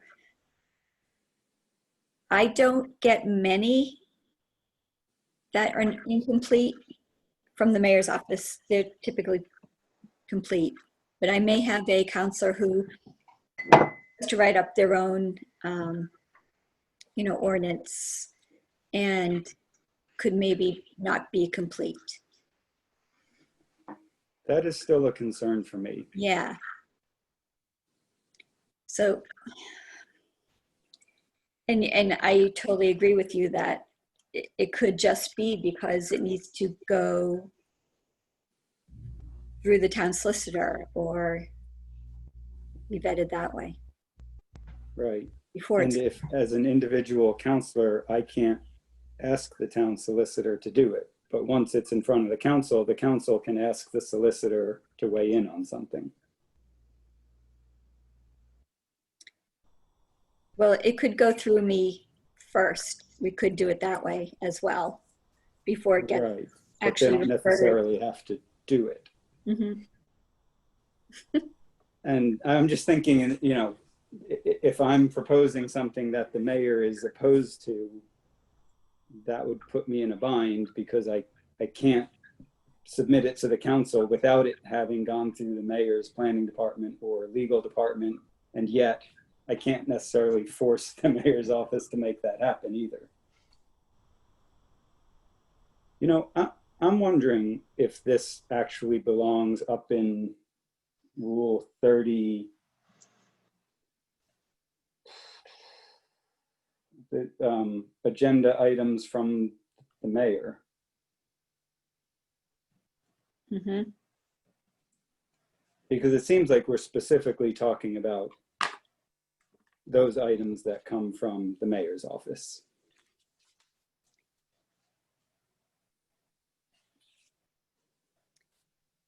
That would actually be better.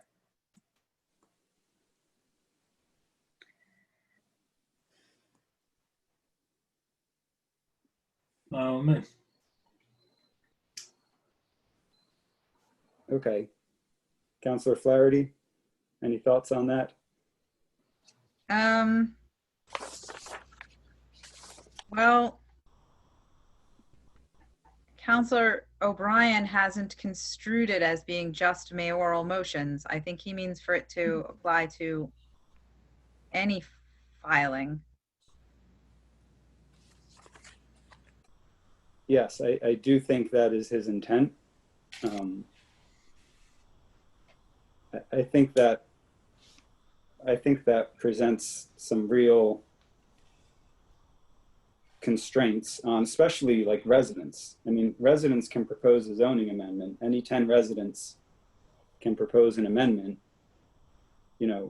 Again, how do they force the planning department to review it and make sure that it's a full, complete amendment as opposed to just they want the council to review possibly amending the zoning bylaw? Well, so what would constitute a complete measure? I mean, I guess I'm really unclear on how you would know that your measure was complete. I mean, if it's been vetted by the planning department, then that means that they have reviewed it for incompatibility with other areas of law or whatever their recommendations might be. But I don't, what makes it complete? That's a good question. One thing that I would get incomplete sometimes would be the full motion or the words, the exact language. And that is necessary because I wrote all that up and it's very hard. I would not expect a group of residents to come up with the exact language of a motion to make during a council meeting to make an amendment. So I think if that is a requirement of it being complete, then I feel that much more strongly that this should not apply to anything coming from a councilor or the residents.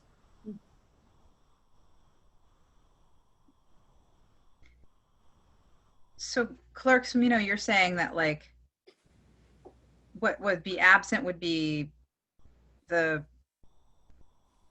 can you say again, what would be absent in your experience? In my experiences, there has been times where the actual language of the motion that's going to be read and voted on is incomplete or not there at all.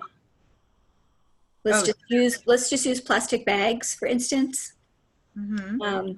Not that this is true or not. Just maybe a counselor proposed to, get rid of the ban plastic bags. But that's really all they said. From Counselor X, I just want to put forward a proposal to ban plastic bags. And that's it. That's all we received. No other documentation, no reason behind it, no language. Because there's a certain ordinances, numbers, chapters, that type of thing. It's a lot more involved.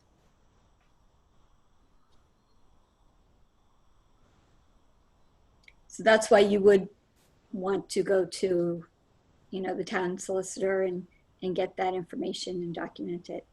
So it sets a really high bar then. It does, but it doesn't happen often. And typically, in my case, I've seen the town solicitors have been very willing to help.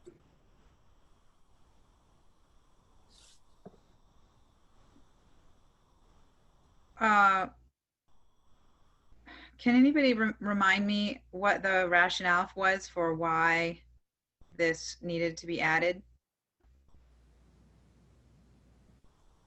I think Councillor O'Brien is trying to avoid, what you were just talking about, the big document dump of information an hour before the meeting.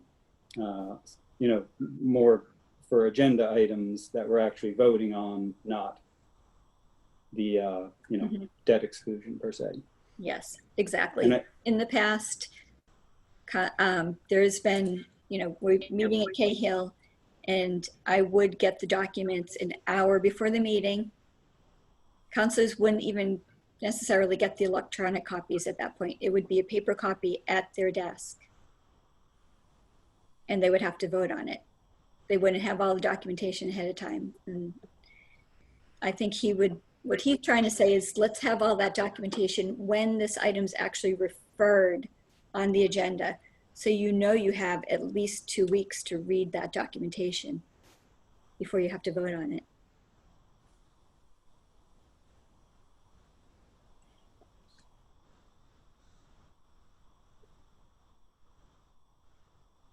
Well, we can table this until Tuesday when we have the full committee.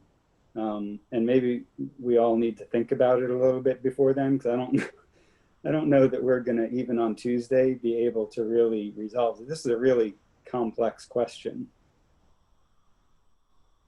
Okay. All right, Yeah, there's a lot in here. Councillor Mackin, are you okay putting this one off until Tuesday? Yes, sir, I am. And should we go through C and D, or is there no point?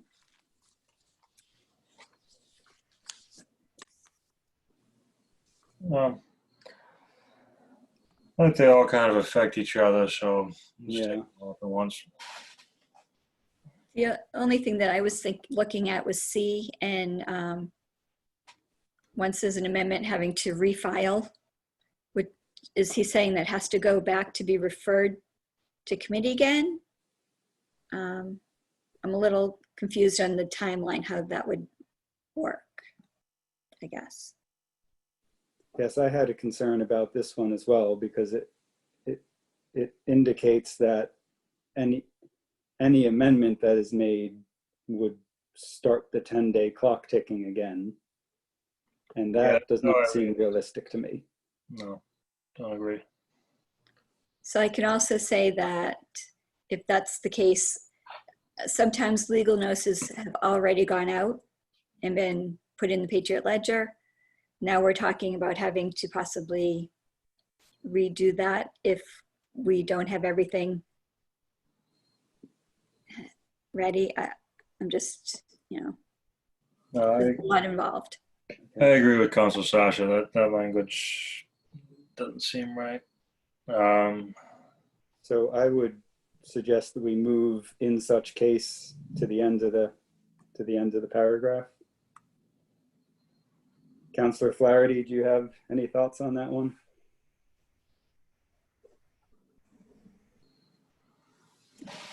I suppose I agree.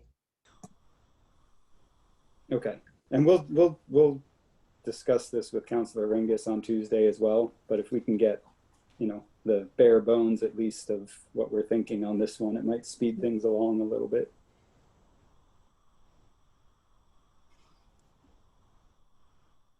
Okay, should we take a quick look at D? Okay.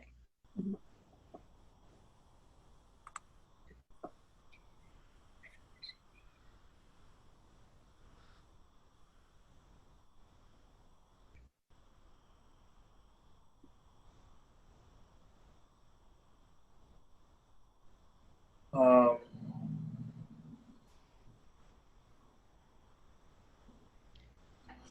no, it's really saying is you can withdraw, someone can withdraw something they submit, which I think is a given, but Yeah. Is there any rule saying that you can't withdraw something? No, not that I'm aware of. Basically, if someone wants something withdrawn, I just request an email from them and put it in the record. If yeah, it's on the agenda and they withdraw it, are we allowed to, we just have to say it's been withdrawn at the meeting It's to typically what satisfy happens. open meeting laws? Okay. So can I clarify though, because this is referring to a pre-filed measure that may never have made it onto the agenda. So would this still require the council to actually list the withdrawal as an agenda item, even if the original item had never appeared on the agenda? no, that wouldn't make any sense. I think this whole thing's unnecessary, the whole thing, honestly. I think if you want to withdraw it, you should just be able to withdraw it. I don't think Exactly. If it's never been referred, it's never been. I don't think we need The to. agenda. Right. And if it has been referred, then we would have to withdraw it from the council, so this becomes irrelevant. Mhm. Yeah, I say we just scratch the whole thing. I mean, he said the main thing he cared about here in all these rules was avoiding last minute document dumps. The rest of the stuff, he kind of left it to us to do with what we will, and I say that goes.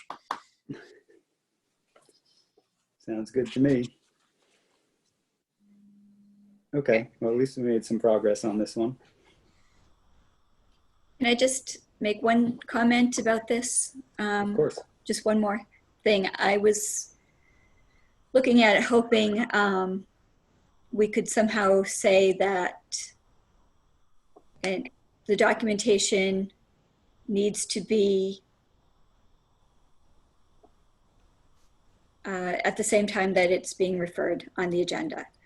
And 5 days before, that we're basically saying the same thing. We're saying clerk of the council, town clerk, have this documentation by Monday now instead of Wednesday, right? Is this if we say 5 days, which I haven't ever really received anything by Wednesday, but truthfully, the past couple of months have been better and better. Just saying, it is getting better. We are receiving more documentation when it's being referred, which is, I think, great. But I think that's the most important, so that you do have that extra time to read about on what you're going to vote, instead of just having it on Friday before the Tuesday meeting. So if we could get documentation at time of referral, that would be helpful. Or prior to it going on the agenda for referral. I think that's, that may help him also. I think that's what he's trying to get at, Councilor O'Brien. So Clerksman, are you talking about back in section A, no later Yeah, than 10 sorry. days? I went back. No, that's to okay. So because we had gone back and forth about this multiple times. Mhm. So I think if I'm hearing you correctly, your preference is more like what, I forget who had discussed it, but just having it for 10 a.m. Thursday. Is that what you're? Yeah, or putting it, if he wants to do it 10 a.m. Monday, 10 a.m. Wednesday, and just really, make them stick by it. And then if we don't, people like Councilor O'Brien had, I believe, mentioned, we shouldn't be afraid to go ahead and table an item if we don't have the documentation. And when you say Monday, you're saying the day before Oh, the no. council meeting. Oh, You're I saying a week apologize. before. I'm saying the whole 5 days before the agenda goes out on Friday. Okay. Yeah, so if we said 5 business days before the referral of the agenda item, that may be.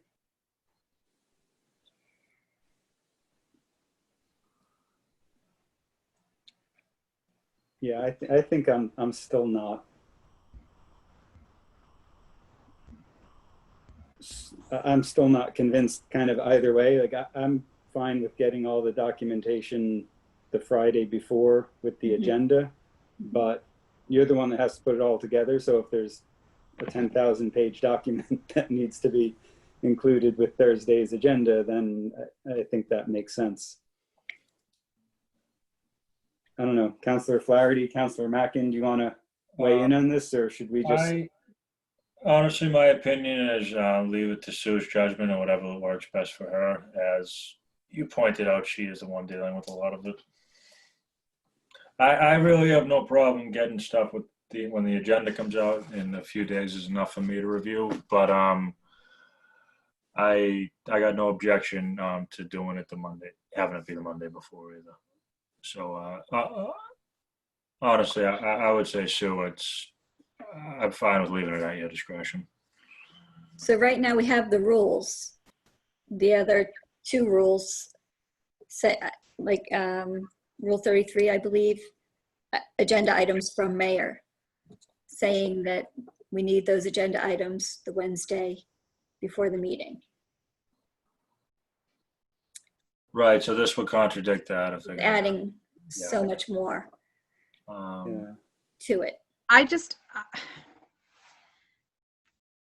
don't want to make Clerk Semino's life bad, but I also want this meeting to come to an end.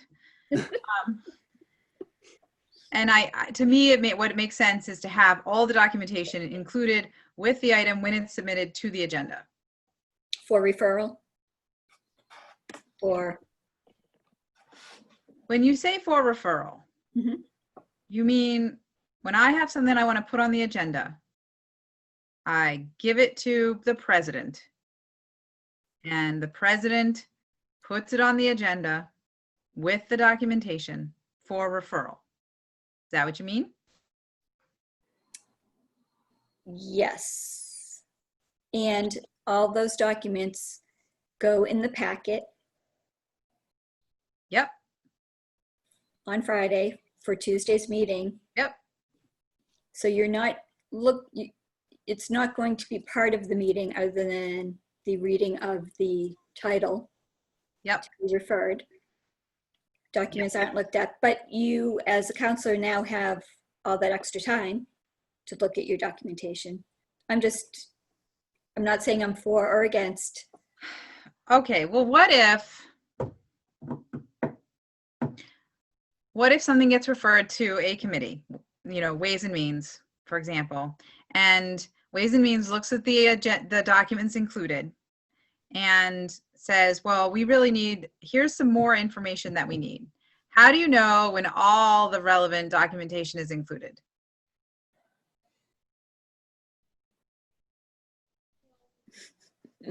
I mean, When they tell you it's there, yeah.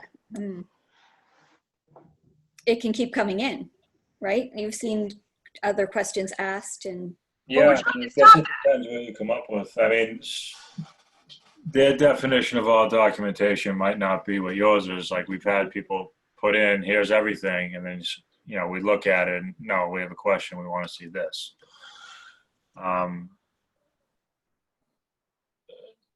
So to your point, I mean, I don't think you ever really know because it can be at different people's discretion. And I think also by taking out the pre-filing timeline starts all over again, we've essentially invalidated this whole thing, because the more I think about it, you could file a single page the Monday prior, and then you say, well, I have a 10,000 page amendment, and oh geez. there's nothing. Well, okay. Mm. Sometimes people use the phrase good faith. And a good faith effort to include all the documentation must be, you know, made. Yeah, I think something like that, but this rule tries to be so structured Mm-hmm. that I think it's impossible to be that structured without allowing some kind of amendments or something. But as soon as you allow that, it does go back to what you're saying, that there has to be some good faith effort made.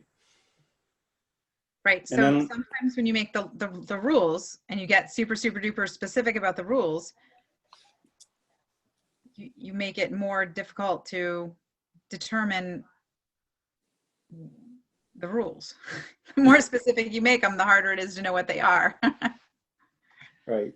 But I don't think we can kind of have a rule that says there has to be a good faith effort, because again, like you were saying, who decides? Very open to interpretation. It is. I really struggle with this one because I fully agree with Councillor O'Brien's intent, but the more we talk about it, the more I think this is going to cause problems than resolve problems. I think we table for Tuesday. I do think it's kind of necessary. And what I am, again, specifically thinking of is a budget meeting this year when we got the auditor's assessment, you know, 30 minutes before the meeting started. Like, that's not reasonable. That was not the mayor's fault. That was just because the town auditor sometimes gets the documentation late. He's waiting. Oh, I'm not blaming anybody for it, but just for our sake, you know, we're supposed to incorporate that into our judgment and a vote, and it really wasn't time to review it at all. So I do agree with the importance of what he's saying here. Now, again, there's a lot of different things going on, but Would it make more sense to, instead of legislating that everything has to be included before you get to the day of the meeting, or, you know, whatever the advance amount of time you want to identify is, to say provision of paperwork on the day of the meeting is sufficient grounds for any action item to be tabled to a date certain?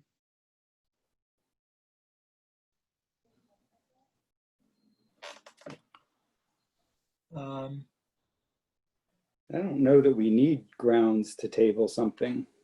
I mean, if we vote to table it, then we vote to table it. But it was never used. That, I mean, all the counselors who were on, who have, you know, been on the council longer than any of us, have complained about this very thing, and they did not feel empowered to table it. So maybe if you just put it in the rules that you can, it will be a helpful. Rule 33 is very similar. I don't know if you just want to maybe add some of this to Rule 33. Here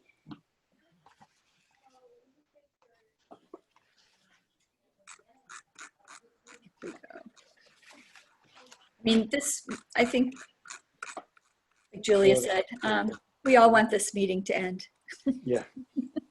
Maybe we can all look at it and yeah, see. maybe if we look at it, but maybe Councillor Flaherty, similar to what you were saying, maybe a sentence in there that says late amendments will also be grounds for tabling an item based on a majority vote or something like that.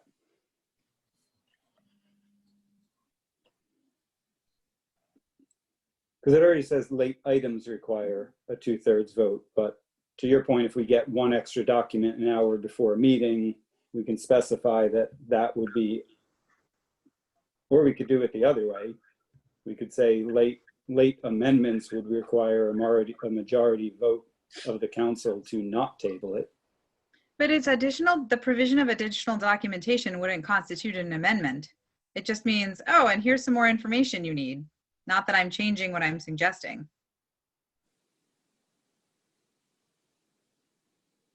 Yeah, so we could phrase it that way. Late follow additional information provided, less than 48 hours prior to the council meeting will require a majority vote to hear that agenda item. Additional provision of additional documentation later than 48 hours before the meeting date creates sufficient grounds for any council to table the relevant item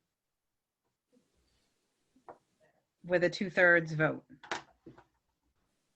Or maybe just a majority vote. Does it have to be 2/3? No, I think that would be a majority, because if we're tabling it, that would just follow the normal course of motions. Yeah. Anyone can table any item at any time too, so I don't know if it needs to necessarily be in there. It's already there, but I think it needs to be more forcefully there. Maybe that would satisfy the need. That sounds kind of reasonable to me.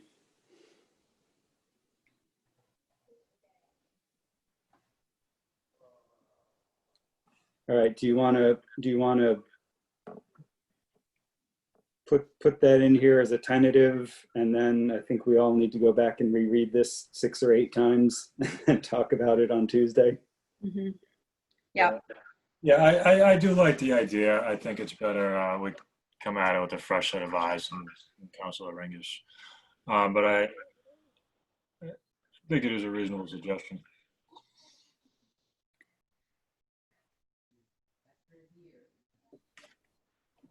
Okay, so do we need to suggest specific language to add before we adjourn, or do we just adjourn with the idea in mind? I would just note the idea. I don't think we actually have to. Yeah, you can feel free to send me email suggestions and we can kind of have different ones written down. Sometimes it's easy to have it written in front of you. Okay.